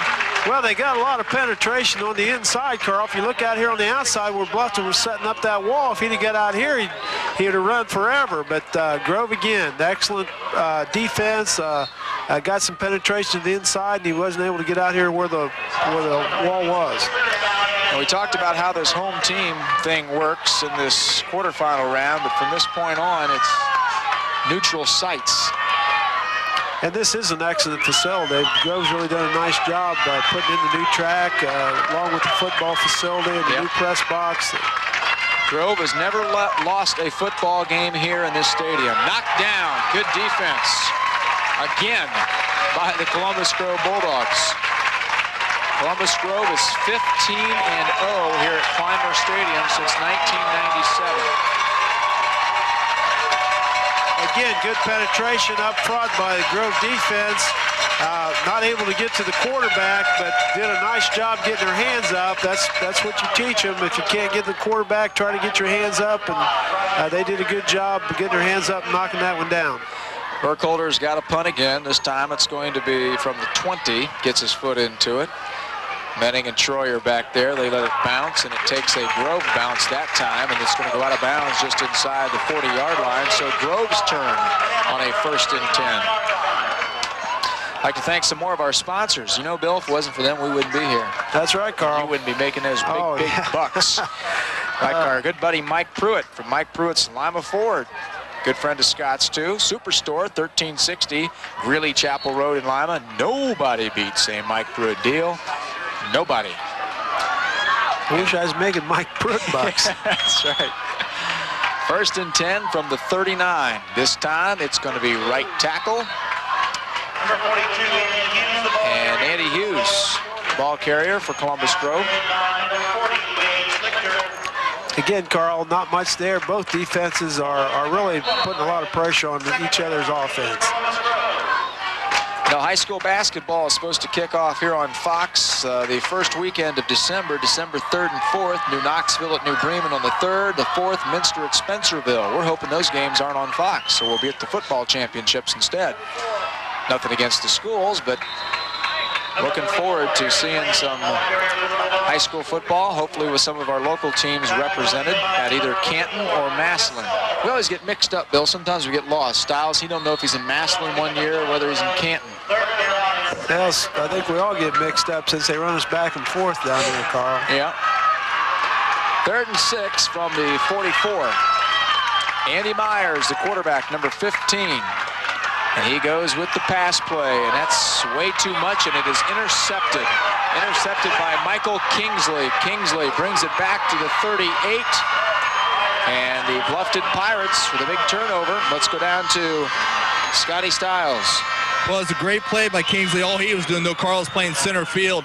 And right now, you got to think, being down here on the sideline, guys, the momentum seems like it's shifted a little bit towards the Bluffton side. Plus, each possession, they get a little better field possession. And we was watching Burkholder do some field goal kicking right before the game, and he is hitting it from 40 on in. So that could be a key later on in the contest. Back to you guys. 1st down and 10 from the 39. 3:59 remaining here in this 3rd quarter. Grove still on top, 7-6. There's one pump. They go the out pattern, and that one was almost picked off. Blake Mag was down there, Coach. The 6'3", 205-pound sophomore. That was a dangerous pass. It certainly was, Carl. They were like, Bluffton was lucky that one didn't get picked off. There was no room to throw the ball in there at all. Much better off just throwing that to his mom in the stands.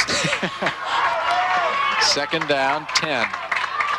Packed house here from Columbus Grove. People everywhere. Pass play from Miller, looking downfield, wants the long ball. Kingsley, yes, he catches it. He's got one man to beat. Touchdown, Bluffton. A beautiful pass play to the flanker, Michael Kingsley, and Bluffton goes on top, 12-7. Let's go down to Scott Styles. It's called a fly pattern. Kingsley took off down the left side, beat the defender. Miller threw it up. All you want to do is lob it up in the air, let your receiver run under it. That's exactly what Kingsley did. 6 for Bluffton, going for the extra point. A beautiful pass play, Bill, to Michael Kingsley. Kingsley's got great speed too, Carl. Looked like he was overthrown, and he just caught up with the ball. Same way when he's playing free safety a while ago. He's got excellent speed, and once the ball's in the air, he really puts it in an extra gear. Looks like Bluffton's going for 2 since they had that first extra point block. It is 12-7. They're up by 5, going for the 2-point conversion. David Miller with the play action pass play. Did he get it? He did. 2-point conversion. It's going to be caught by Ryan McCullough. The score now 14-7. That was the same pass play they scored their first touchdown on, Carl. So they done a good job executing that play. Both times they got down close to the goal line. And so the Columbus Grove Bulldogs, a team that has only given up this seaon, 2.9 points per game, now have given up 14 points to the Bluffton Pirates. And the way this Bluffton defense is playing, Coach, could be tough. Yeah, Grove's going to have to step up now and take the challenge, Carl. That's going to be the key the rest of the game. You know, their offense has got to suck it up and realize that even with Opie in there, they can still move the football, and they just got to step it up and get it done. They can't depend on their defense to do it all. Again, let's go down to Scott Stiles. Coach, you hit it right on the head, and that's what they're preaching. You know, they're down here, all the coaches are like, come on, keep your head up, because some players are coming off, throwing their helmets down on the ground, and it's too early in the game for that. You know, you got to keep your composure and get back in this ball game somehow, find a way. But Coach Good, when you said something earlier about throwing a pass to your mom, my mom, my junior, was the leading receiver. That's pretty good, Scott. He's been thinking of that the whole quarter now. Well, you know, it's getting so bad he's starting to make fun of himself now. I never thought it would get to that point. Here we go. Bluffton going to kick off. 14-7. They are on top. 3:46 remaining in this third quarter. Burkholder gets the foot into, I should say Jesko gets the foot into it. Going to be returned around the 5-yard line across the 15, the 20, and the 24, and that's about it. You know, you talk about being down 14-7. This is something that just they're not used to, Coach. I mean, you give up 13 to Pandora Gilboa, but then you shut out Spencerville. You only give up 2 to Delphus Jefferson. You shut out LCC. You shut out the Bluffton Pirates. You shut out Upper. You give up 7 to Ada. You shut out Perry and Allen-East, and you give up 6 to Paulding. You only find yourself down probably once during the whole season. Well, this is new experience for him, Carl, but, you know, Grove's not going to give up. I'll guarantee you. They're going to make it interesting. Andy Hughes, the ball carrier, 5'6", 185-pound junior. And they got some help on that sideline for the Bluffton Pirates at 14-7. Mike Berry over there, Coach. Yeah, Coach Berry is a longtime coach, and he's got to be a lot of help. He coached with us for several years at Allen-East. Of course, was a longtime head coach at Corey Rawson, where he had great teams. 1st and 10 for Grove, 35-yard line. There is the handoff, pick up about 5 yards on that one. This season for the Bluffton Pirates, they only lost 1 game, of course, and that was to Columbus Grove. They beat Corey Rawson 29-7, Paulding 30-6, shut out Spencerville, and then in a very close game, they beat Jefferson 13-12, and then LCC by 4. Then they won the rest of them big over Upper, Ada, Perry, and Allen-East. That Jefferson game could have went either way, too. Second down situation, they need 5. They go with the handoff to Hughes, and he bowls his way forward, picks up the first down. Andy Hughes, a man on a mission, trying to pick up the slack since Opie Roeder's not in that lineup now for Mike Fell. So far, Carl, Grove's offense has done just like we said they would have to do. They've got to step it up a notch, suck it up, and really go after it, and that's what they're doing right now. 1st and 10 from the 46-yard line. Andy Meyer goes with the handoff. This time it's Eric Lamb. Lamb's going to get to the outside. He's got 1 man who could knock him out of bounds, and he does. A nice touchdown-saving tackle back there by the Bluffton Pirates. Saving it was number 40, Wade Schlichter. That's another freshman, Carl. As I said, Bluffton does play a lot of young guys, and they're a big part of their team. And so now the momentum, Columbus Grove way. 1st and 10 from the 25-yard line. 2 minutes, 20 seconds remaining. This time, handoff will go right up the gut. Number 40 again, Carl, a freshman, made a nice stick right in the hole. Well, thanks for tuning in to Fox. We are at the Division 5 regional quarterfinals. This is Region 18. Columbus Grove Bulldogs trailing 14-7, but they've got the football at the 23-yard line on a 2nd down 8. Andy Meyer wants to hand it off, a little counter play, and nothing there. Good defense by Chris Selhorst again, Coach. Yep, number 44. Another nice job. Both of Bluffton's inside linebackers, 44 Selhorst and 40 Schlichter, has played a real good game all night, Carl. Big third down. Time running out here in this third quarter of play. 1 minute, 24 seconds. Let's see what Columbus Grove does here on the third down 8. Meyer, handoff, left tackle, and let's see. Lamb goes forward, but he's still going to be way short of the first down. It's going to be a fourth down. Now a big play on fourth down. No doubt, Carl. What do we got? About 4th and 5, a long 5.5 maybe. But yep. Obviously, Grove's going to have to go for it. A big play, big call here for Coach Fell. Looks like he's going to take a timeout to think about it. I'd like to thank a couple more of our sponsors again, helping us out here tonight. St. Rita's Medical Center in Lima. Call a nurse at 226-9000 or 1-800-43-RITAS. Citizens National Bank with 3 locations in Bluffton, Elida, and Lima. Greg's Pharmacy, your personal pharmacist in Bluffton and Pandora. And the Granary Gift and Furniture Barn, just a stone's throw off State Route 12, 7 miles east of Pandora. We're hoping that Scott Stiles is okay on the sideline. Bill, you weren't with us last week, St. John's Coldwater game. Scott had a little bit of problem. He was getting his blood pressure checked before the football game. It was like 140 over 92. Halftime he had it checked and went up to 140 over 98.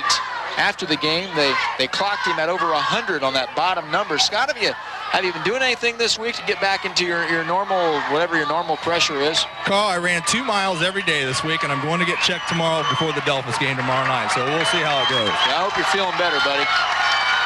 Fourth down situation. They need 6 to pick up the first down. 48 seconds remain here in this third quarter, and it's going to be a pass play. This is Meyer down the sideline, and it will fall incomplete, but we've got a flag. Got a flag on the field. Let's see what the official is going to call. Pass interference against the defense. Well, Carl, I said if it came time to criticize officials, I could do it, and I didn't like that call. I couldn't see interference on that one. Maybe if I was down there, I could have, but it certainly didn't look like it from here. Well, it's going to move the football down inside. Now it's just going to be outside the 10-yard line. And so Columbus Grove with a big break now. It's 1st and 10 from the 11-yard line with 41 seconds remaining. Grove with a great opportunity. What a big call that was. Andy Meyer. Handoff. This is Hughes. Touchdown. Andy Hughes, the fullback, goes in from 11 yards out with 37 seconds in the third quarter. Let's go down to Scott Stiles. Boy, they sealed the inside off well. They just came with a basic trap play, and Andy Myers ran free of the end zone. But, Coach, I'm with you. That play before, that was not pass interference. It's perfect timing. And what's unusual about that call is happened on their own sideline. Back to you guys. They actually Andy Hughes in for the touchdown, number 42, so that makes the score now, Bill, interesting enough, 14-13. Now they've got to kick the extra point. Yeah, they've got a good kicker, Carl. Dane Jesko, everything's there. Kick is up, and it will split the uprights. And so we've got ourselves a brand new ball game after almost 3 complete quarters of play. It is now 14-14 on the Lone Zone scoreboard. Even though I didn't agree with that pass interference call, Carl, you certainly got to give the Grove offense a lot of credit that series. You know, they got down 14-7. First time they've been behind the whole ball game, and they really sucked it up and did. That was by far their best offensive series of the whole game, and so you got to give them credit. I'd like to remind you, tomorrow night on Fox, we've got some more high school football action for you. This time, though, it's going to be Division VI high school football. And one of the best teams in the state of Ohio will be featured tomorrow night. That's the Delphus St. John Blue Jays. They are in Region 24. They're going to be taking on the Minster Wildcats, the number 8 seed. St. John's the number 1 seed. And tomorrow night as well, Hardin Northern will play host to Springfield Catholic Central. The winner of those 2 ball games will meet head-to-head the week after. And we're going to be bringing you football until the month of December, as long as our local teams continue to win. Well, like you said, nothing against basketball, but as long as we're doing football games, that means area teams are still playing football, and that's good. Ball taken, yard line, across the 20 to 25, and that's about it. So Bluffton's going to set up their offense, returned by Jeremiah Wire that time, and we'll see if Bluffton can answer the touchdown of the Columbus Grove Bulldogs and their fullback, Andy Hughes. Not only was that a big series for the Grove offense last time, Carl, I really expect Grove's defense to get fired up now, too. They were starting to get a little down on themselves after giving up a couple touchdowns, what they're not used to, but you can just expect to come out a little more fire this series. David Miller, the quarterback, under center Eric Parkins, goes with the handoff. Zach Colai picks up about 3 yards, and that could be our final play here of this third quarter, as we are down to 20 seconds. Again, just a dive play with Colai hitting it up the middle. Again, not much there, but whatever he got on his own. And they're going to let time run out here in the third quarter. We have played 3 quarters of action from Clymer Stadium in Columbus Grove. Our score on the Lone Zone scoreboard, 14-14 between Bluffton and Columbus Grove. Our final quarter of action coming up next on Fox. Arby's is cooking breakfast just for you.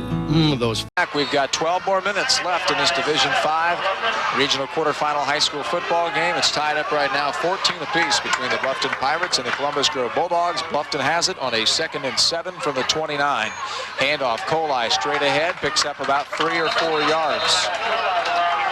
Good strong run again. That time the offensive line from Bluffton got a little more push, and he was able to make about, I think about 5 yards that time, Carl. Going behind Andy Slaughterbeck and Pete Mosier, 220 and 255, numbers 78 and 76.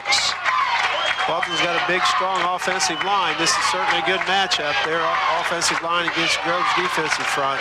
Big third down and 2 from the 34. David Miller, and I think he was offsides, Coach. I think so. And that was number 2. Tyler Hall. Freshman mistake there. He needs to settle down, forget about it now.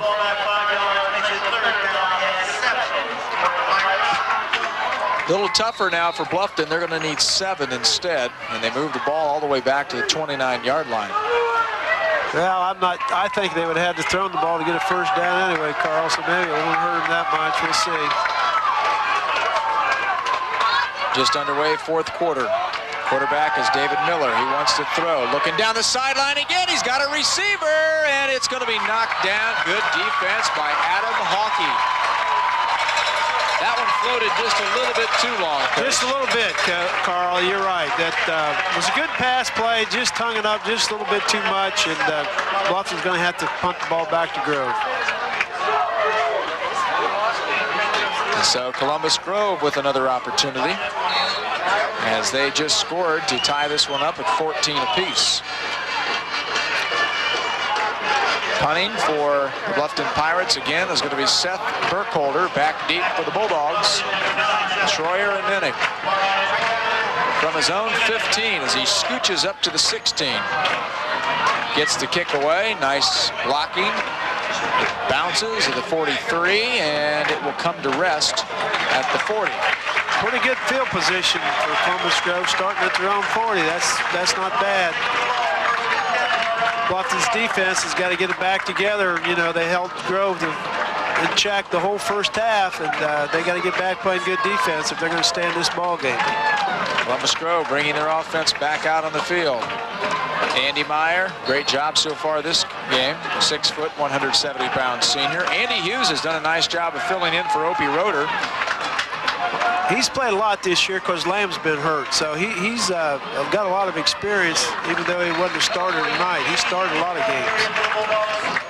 I'd like to say a big good luck to the Delphus Mohawks playing in the championship game on Sunday. And I got to mention it too, Bill, playing against Scotty Stiles' Wapakoneta Cherokees. I tell you what, it's going to be a walk in the park for the Wapak Cherokees come Sunday.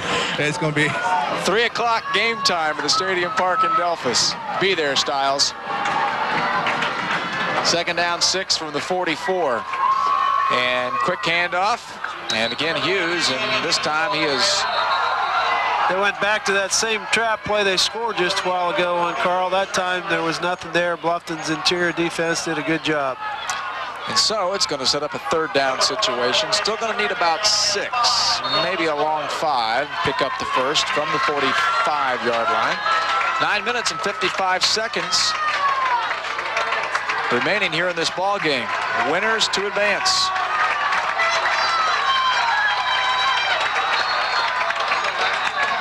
Now we've got a timeout again, going to be called by head coach Mike Fell. And again, go ahead, Bill. I was going to say, Carl, I think they had a little mix-up there. They weren't sure where they were lining up, so important third down call. Coach Fell thought it was better to call timeout and get things straightened out. You know, we were talking to Kevin Fell, Mike's brother at the half, coach at Lakewood High School. We talked a little bit about the team that Jefferson was playing tonight, Smithville. And then if Jefferson were to win tonight, they'd take on a #1 seed, Gibsonburg, who was 10-0, and Kevin seemed to think that Jefferson would be in pretty good shape. In fact, Kevin was telling us that he thinks that the region winner is going to be from the Northwest Conference. Well, that wouldn't surprise me at all. You know, there's going to be some tough games, but Gibsonburg's been a Division VI team most of the time. They moved up to 5 this year, and you know, even though they're undefeated, I certainly don't think they're unbeatable. And Jefferson certainly has a good chance to beat either one of those teams. I don't know that much about Smithville, but I do know they got a lot of good tradition. Even back when I was coaching, I remember Smithville's name coming up as having a good program over in the other part of the state. Third down and 5 for the Columbus Grove Bulldogs. Backs are split. Meyer wants to throw out of the pocket, looking downfield, and boy, he almost got hit. And he goes forward, knocks over a coach. I don't know which one he got.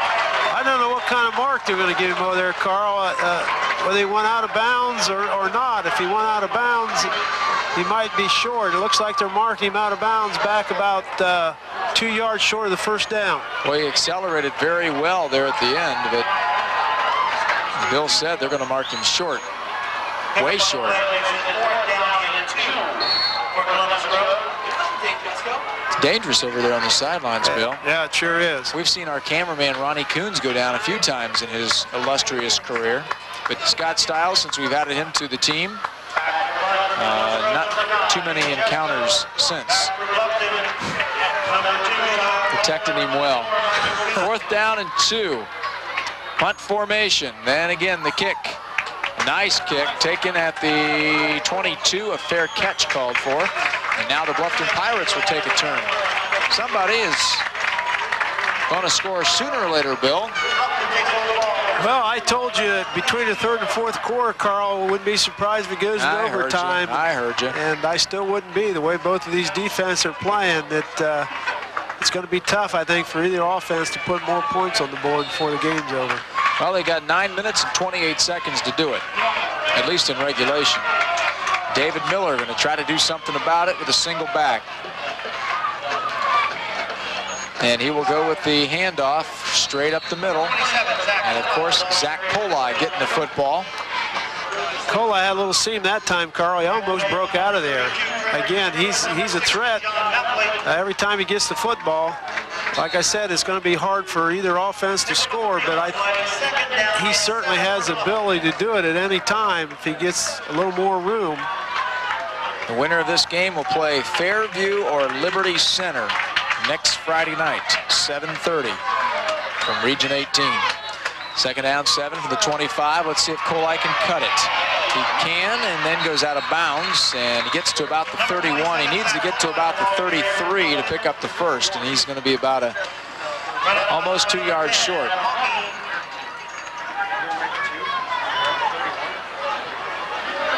That's another good run by Colai, Carl. He kept looking to cut it up, and then at the last minute turned on the little more speed and got to the outside and almost got the first down. Let's call a long one. 3rd and a long one from the 31-yard line. 14-14 tie in the 4th quarter. Handoff, Colai, first down. And the ball all the way out to the 35-yard line, so 65 yards to go for the Bluffton Pirates. Good surge by the Bluffton line, offensive line again. As you said earlier, Carl, they're a big, strong offensive line, average well over 220. Most of them are 240 and above, and they did a nice job no doubt, easy first down. First and 10, 35-yard line. Miller wants the handoff to Colai. Colai, and he is drugged down. Nice tackle by number 32, the rover tackle, Trevor Utrip. Again, that was that counter play we talked about the first part of the ball game. And once more, Colai was just one player away from breaking a big one. And you got to give Grove's defense credit. They've kept him in check. They gave him the small gains, but he hasn't been able to. I doubt that his longest run's been much over 7-8 yards. Remember, when this one is over, Bill and I and Scott Stiles down on the field to talk to our player of the game, sponsored by Cappy Sports. Miller almost fell down, gets up, throws long ball. Coverage is there, and it's going to go incomplete. Intended receiver was Seth Burkholder. That was an out and up that time, Carl. They tried to get the defensive back to bite on the out cut, but he didn't. He stayed right with him. No place to throw the football, so young Mr. Miller threw it where no one else could catch it except the receiver, but over his head a little bit too. I'd like to thank some more of our sponsors, the Loan Zone, for great loan rates with no hassles. No kidding, at 1-800-LOANS-US, and the Columbus Grove Telephone Company, featuring Q1 cable and new custom calling features. 3rd and 9, 36-yard line, play action, pass for the lefty, downfield, and it is caught almost, and then intercepted almost by Troyer. That was that counter pass again, Carl. They had the tight end open. That time he couldn't hang on to it. Would have been a first down had he been able to. Bluffton's going to have to punt the football. I'm sure Bluffton's coaches kind of hold their breath every time they have to punt the ball. They've had one blocked and a couple almost blocked. Again, they're not getting great snaps. I don't know if this is a new center or he's just a little nervous after that first one or what, but they need to be real careful on these punts. Seth Burkholder gets it off, and he goes down, and they have the flag. It's going to be roughing the kicker against Columbus Grove. Burkholder went down, they went for the block, and the flag flew, and that means that Bluffton's going to get the football back. Got roughing the kicker, you're right, Carl. That'll be a big first down and a break for Bluffton. So the Pirates are going to get it back. Columbus Grove would have got the football with just over 7.5 minutes remaining, but now they are going to mark off the penalty. That'll be a big 15-yard penalty too, Carl, and that'll put the ball just about at midfield. So Bluffton's going to have excellent field position, and they're going to be able to keep the football. Another break for the Pirates, if you remember. The last break went to Columbus Grove when the pass interference went against the Pirates, which allowed Columbus Grove to tie this football game up eventually, 14-14. I was watching the ball. It was an excellent punt that time, Carl. I didn't even see him get hit, but he was certainly on the ground when we looked back, so big break for Bluffton. First down and 10. Now the ball all the way up to the 49-yard line of Columbus Grove. Bluffton, big opportunity with 7:34 remaining. Handoff, left tackle. This is Zach Colai. Let's get out of Scott Stiles and see what Scott saw on that punt. Well, what I saw was they laid out for the block. They are actually coming for the block, and he just caught the edge of his foot. And I tell you what, any kind of contact with the kicker, you're going to get the call, and he did a good job of falling down and playing the role of doing that. That's what a punter's taught to do. Anytime you feel contact, give yourself a little flip and a roll, and a lot of times you get that call, and he did. Some of them even fall down if they're in contact, I think, Scott. Only in Allen East. Second down 1 from the 40. Handoff, right tackle Colai, and picks up the first down. Somebody's shoe out there laying on the field? No, that's the official's hat.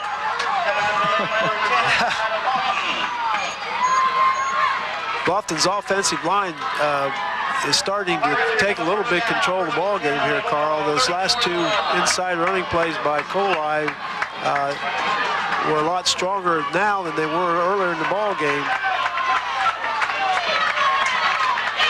So another first down for the Bluffton Pirates from the 34-yard line. Bluffton's got 6.5 minutes to work with. Back to passes Miller, slant pattern. No, it's an out pattern caught by McCullough, and he picks up about 5 yards. So nice play there. Ryan McCullough, 6'4", 195 pounds. The tight end is a senior. Came into the ball game with 14 catches for 252 yards and 6 touchdowns. Again, a good first down play, Carl. It was only a 5-yard gain, but on first down, that's excellent. So it comes up 2nd and 5. It certainly gives you a lot of different plays that you can run at 2nd and 5. This time they go with the safe play to their #1 running back, Colai, who picks up another first down for the Bluffton Pirates, and things looking real good right now for Bluffton. As Scott told us before, saw some of the guys doing some field goal kicking before the football game, so that's always a possibility as well as time is ticking away here in this 4th quarter. And Mike Fell wants a timeout. Pirates pick up a first down. 1st and 10 for Bluffton on the road.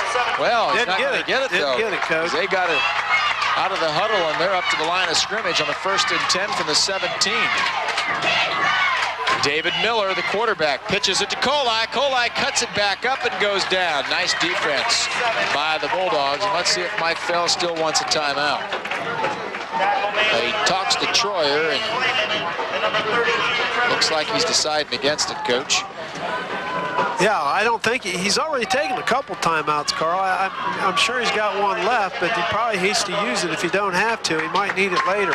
Well, he was able to get his team close enough to look at him over there. Everybody glanced over, and he shouted out some instructions. So it's a 2nd and 10 from the 17. No pickup that time by Colai. Miller will go with the reverse. And this is Kingsley. Kingsley, can he cut it? No, he goes down. We lose about a yard. That's a play, Coach. It just takes a lot of time. You got to get the blocks to be able to be successful.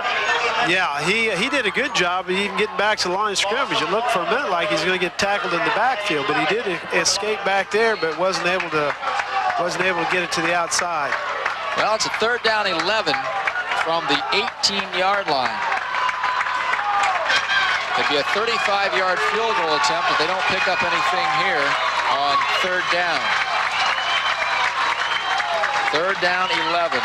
4:13 remaining. Pass play. Slant pattern. Kingsley catches it at the 10. No. Going to say incomplete. So, Coach, you got a 4th down. 11 yards to go from the 18, and it looks like they're going to try a field goal, and it would be a 35-yarder by Seth Burkholder. Well, I think he's definitely got the leg for it, Carl. I mean, he's certainly not going to hit 100% of them, but I think he's got a chance from here. I think the big key is giving him time to kick it. Seth Burkholder is 1 of 6 this year. And timeout is going to be called by the Bluffton Pirates. He's got a percentage of 34 of 39 for extra points. That's 87%. But Seth on field goal attempts this year is just 1 of 6.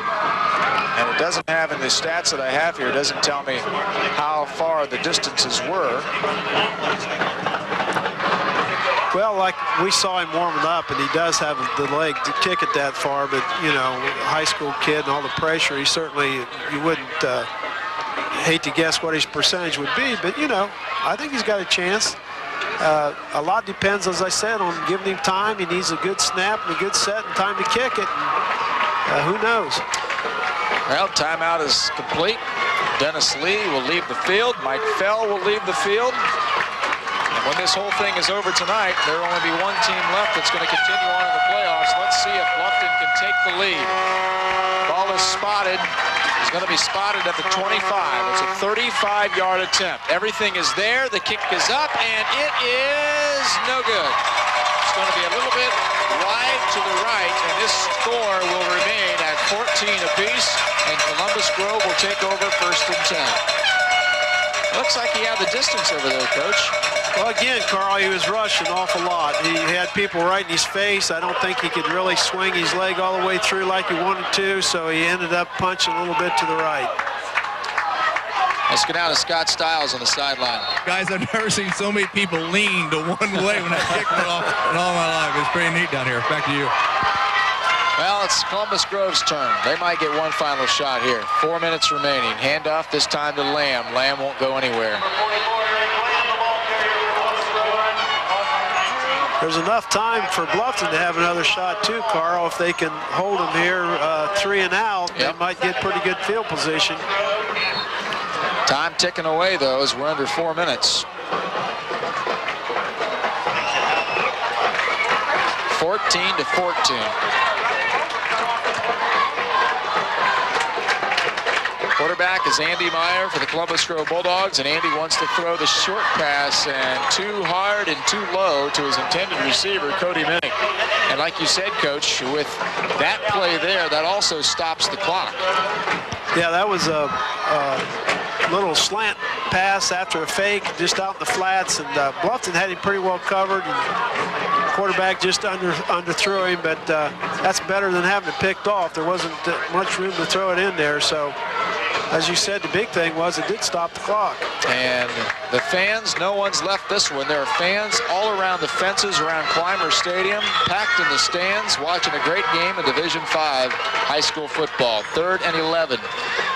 Handoff up the gut, some running room. This is going to be Eric Lamb, gets to the outside. He's got one man to beat. He turns it on, and he is going to be knocked out of bounds. And another touchdown saving tackle by the Bluffton Pirates, and saving it was number 8, Chad Burkholder. That was the same counter play, Carl, that they've run several times tonight, and that's the first one that they were able to make much out of, but as you said, Lamb almost went all the way. Now Bluffton's going to take a timeout and try to regroup. You know, if you think back to the end of the first half, the Columbus Grove Bulldogs almost scored a touchdown at that time.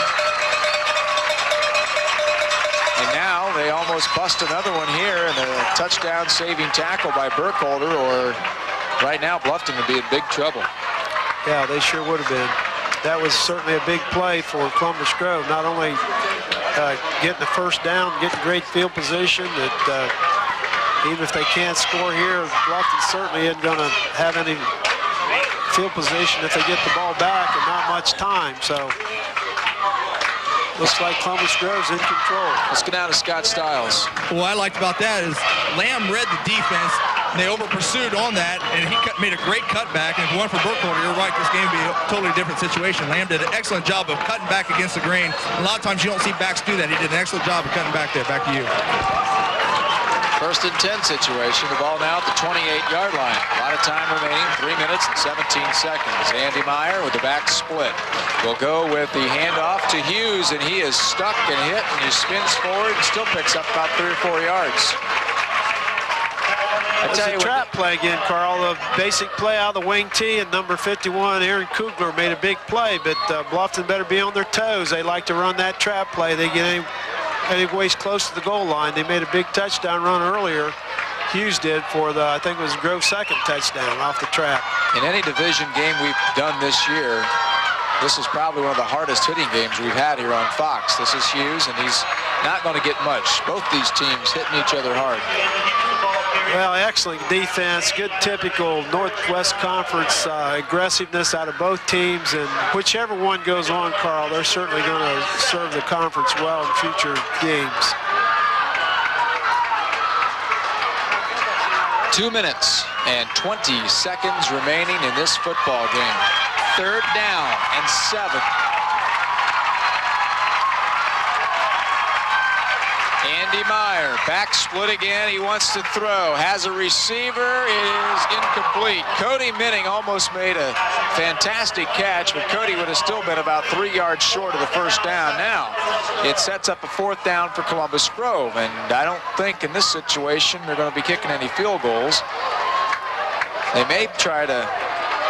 Well, they're bringing the kicking team out, Carl. That'd be a 42-yard attempt. Well, you know, again, he's probably not going to hit a high percentage of them from here, but I think he can certainly hit one. It's worth a chance. Yeah, let's see what happens. He's had a good strong leg, and we've seen him kick off, and it certainly is possible. 42 yards, Dane Jesko. 2 minutes and 7 seconds remaining. Cody Minning got to hurry up and get off the field. Oh, he goes out for the pass. They're going to fake it. Cody acting like, oh boy. I tell you, there's another situation. If Michael Kingsley could have stepped in front of that pass, he would have went all the way. That was interesting, though, Bill. Yeah, it was a little trick play there. He's acting like there was too many men on the field, so he started running off. The coaches were yelling at him, waving at him to get off the field, and you know, it was a legal man in motion. They tried to catch Bluffton asleep, but Kingsley wasn't buying it. I think I saw that play on the Red Green story. It was on TV. Mike Fell's always got a few of those up his sleeve. Well, 1st and 10 now. Let's go the other way. Let's see if Bluffton can do anything in 2 minutes and 3 seconds. Pass play, Miller looking short, and he will go short to Colai, and Colai puts his shoulder down and picks up a couple of yards, and that's about it. Those big 2 letters start to look at us a little harder here, Bill, the old OT. That means overtime there, Scott. The hitting is just as hard now as it was at the beginning. I'm standing next to the dock here, and we looked at each other and just shook our heads. I'm glad I'm over here. I'm glad you are, too. 2nd down, 8, 27-yard line. 14-14. Still, Colai busts forward. Needs about 4 more to pick up the first, but time is running out here in regulation. 1 minute, 13 seconds. And it's going to set up a 3rd down and 3. Now, situation could be it. Grove can hold him here. Might get some good field position out of it. Yeah, they could, Carl. And again, if I was Bluffton, I wouldn't want to have to punt. It's been shaky all night, especially after that first one was blocked. They go with Colai, and he picks up the 1st down. But there's only 48 seconds remaining. Well, that'll stop the clock where they're setting the change. So I look for Bluffton maybe to be a little more aggressive now. They do have decent field position. I look for them to throw the ball up the field, and they are going to take a timeout too, Carl, and talk about it. Well, timeout called. Timeout with 49 seconds remaining, and if things continue the way they are right now, we will go into the overtime session. Coaches will give you the opportunity for the fans out there who are not familiar with high school overtimes. What's going to happen? Well, they'll toss a coin just like they do at the beginning of a football game, but then instead of a kickoff, the team that wins the toss will get a choice whether they want to play offense or defense, and the team that ends up on offense starts from the 20-yard line, and from there on, it's just like a regular game. You can get a 1st down at the 10, and you can go in and score, or you can try a field goal. So once they get started at the 20-yard line, all the rules are the same as a regular game.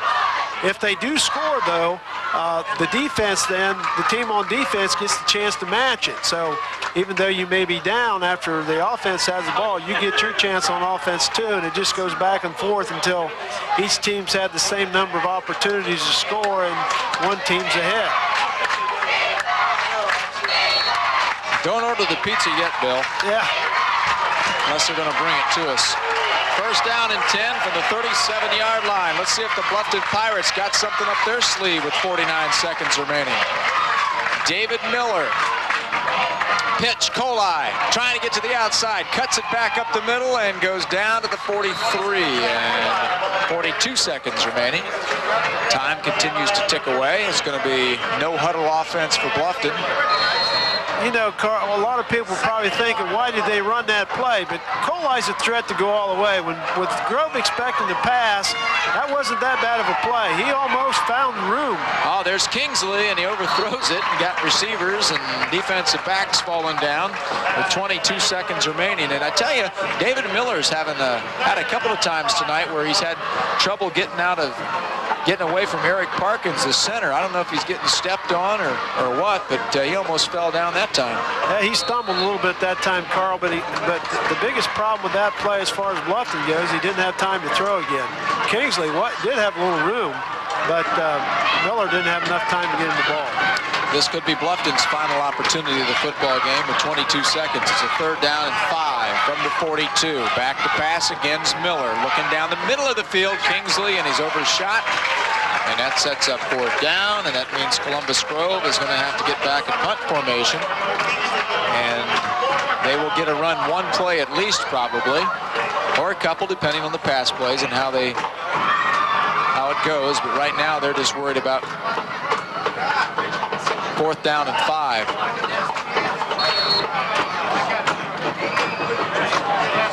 Well, they're going to have to punt the football, Carl. I don't think they can risk not going for it or not punting it and giving the Grove this kind of field position. But again, it's been the experience every time they've punted the football, so you never know. Grove's going to let it bounce back there no matter what happens. They're going to keep everybody up just in case. And they'll take their time, get the kick off, and it's going to take a nice bounce right there at the 20, and takes it back the other way for Grove, but it doesn't mean a whole lot because there's 7 seconds remaining. And the score tied 14-14. We'll see what Columbus Grove can do, though. Do you take a chance here, Coach, and throw one deep and hope that they catch it or it's knocked down? You always got that chance of somebody picking one of those off and taking it back, too. Or do you take a knee and wait to the overtime? Well, I think you run a play. I don't think you need to take a knee, but you have to be real careful. I wouldn't be surprised if they just run their basic trap play. And he takes a knee. Well, and that will do it. So we have That's what I said he's going to do, didn't I? We've played regulation, so as Bill predicted, looks like overtime for us right now. So we're going to come back and check out our first overtime with our score tied 14-14 between Grove and Bluffton. Welcome back. They're explaining the rules here on how the overtime session works up here in the press box. The PA letting the fans know what's going to happen here, and we already know what's going to happen, so we're going to see how the coin toss goes, and then from that point on, it's what Bill said before. Really no momentum either way at this point, Bill. It's kind of just one of those games where you can just say that it's been even. Yeah, I can't see any momentum, and I really don't see any big advantage for one team over the other in this situation, because they both seem to have real good kickers, so they're pretty even that way. If they have to go for a field goal, I guess one advantage is they still have Coley healthy, where of course Opie Roeder, Grove's best runner, has not played since the first half, so I guess if there's any advantage, that might be it, but both kickers are good, both defenses are good. It's just going to be a struggle.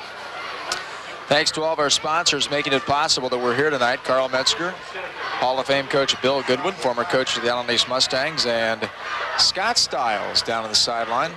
Remember, if this thing ever is over, we will go down on the sideline or go on the field and talk to our player of the game, sponsored by our good friends at Cappy Sports.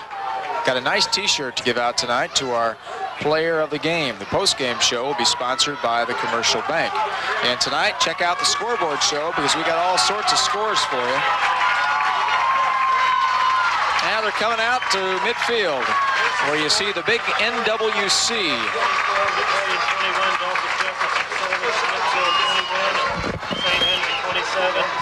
Vermillion, or Versailles 21. These are in the fourth quarter. No, they're down.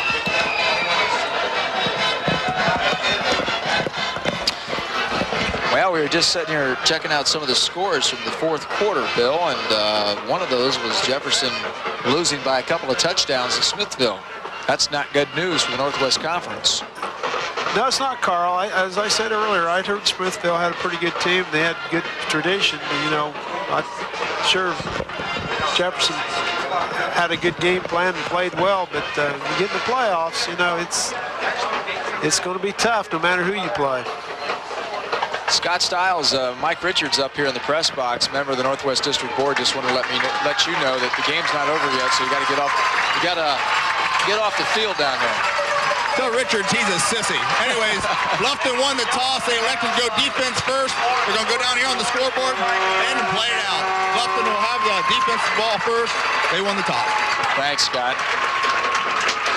You're welcome, Carl. In the fourth quarter is Bass 24, Napoleon 21. In the fourth quarter is Smithville 21, Delmas Jefferson 7. In the fourth quarter is St. Henry 27, Versailles 20. Announcing those scores here, Versailles losing their game to St. Henry, at least in the fourth quarter. Jefferson losing in the fourth quarter, and Bath winning in the fourth quarter. Here, it's 14-14, and overtime number 1. Bluffton will be on the defense, Grove on the offense. It's going to be a little, no, it's a pass play in the, down the 5-yard line. Is he in? Touchdown! Touchdown, Columbus Grove on a pass play from the quarterback, Andy Meyer. He gets it down to the tight end, Blake Magg, and that was a quick and easy 6 points, Bill. That was a pass off the counter play. They tried it earlier, and Bluffton had it covered, but I think Bluffton was all geared up for the run. I think that might be one of the few times all night Grove was thrown on first down and caught Bluffton by surprise. And so now they'll go for the extra point. Seth Burkholder to attempt, or I should say Dane Jesko to attempt, same number, number 9, and it is good. That was a close one. Dane Jesko able to put that one through. Let's go down to Scott Stiles. Carl, it's a game of redemption. Blake Magg dropped the ball early in the football game that possibly could have led him to a touchdown. This time, he held on to it, made a great effort, dove in the end zone. Gives Columbus Grove great momentum in this overtime. Now all they have to do is shut him down. They'll move on to the next round. Back to you. Well, now it's going to be Bluffton's turn, and they find themselves down by 7 points. And they will get the same situation, 20-yard line. It took Columbus Grove just 1 play. Let's see what Bluffton can do in our overtime session. David Miller. Goes with the handoff. Colai, nothing going on. And if you remember, Bluffton took the lead in this game, Bill, 14-7. And Columbus Grove has come back with a couple of touchdowns. That's right, Carl.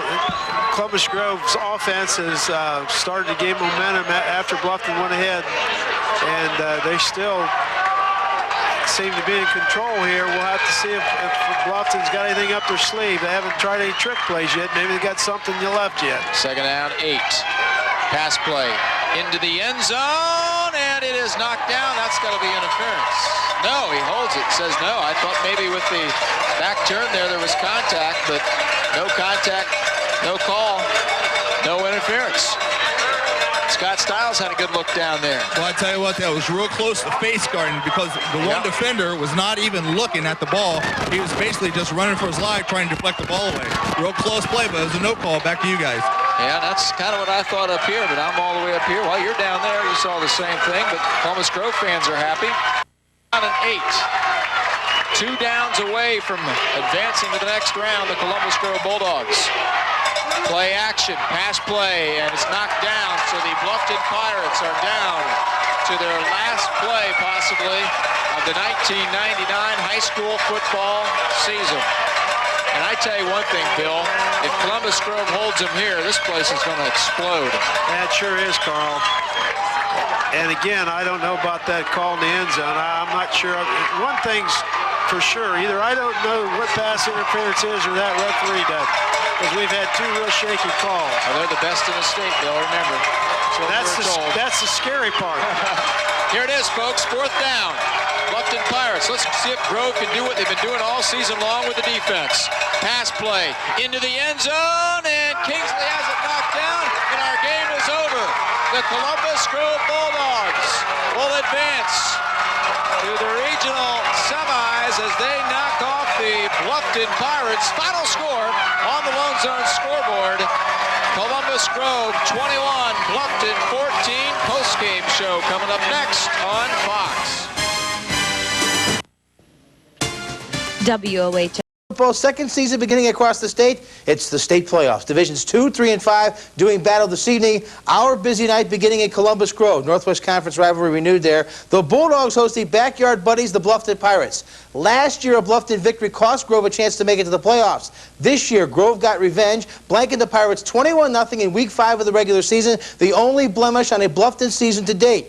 what would happen tonight? Let's go to Clymer Stadium for the playoff highlights. Mike Fell's team jumping out 7-0. But Bluffton answers in the second. David Miller hits Ryan McCullough over the middle. 9-yard score, extra point, no good. Grove up 7-6. Bad news for them minutes later. Star running back Opie Roeder injured his right knee on this very play. Preliminary reports, torn ACL. Tough break for him. Third quarter, Pirates going up top. Look at the sophomore Miller's pass to Michael Kingsley.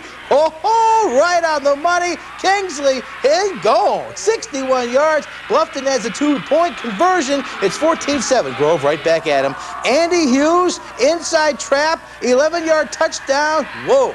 Huge score. At the end of the third, it's tied at 14. Stays that way through 4. Dennis Lee looking on as Grove pulls out the play of the night in overtime. Andy Meyer throwing the boot pass to a wide-open Blake Mag. That's the game. Bulldogs win in dramatic fashion. 21-14 the final. You know, that's a team effort right there. I think both teams played their heart out. You won't find a better playoff football game than the one we just had right out here. Got that first score on the blocked punt. You know, our kids could have folded. We came back, and it was just a great high school football game. And, you know, the kid got loose on us there on that first play in the overtime, but it was just a great game. Yes, it was. NWC Tri-Champ Delphus Jefferson.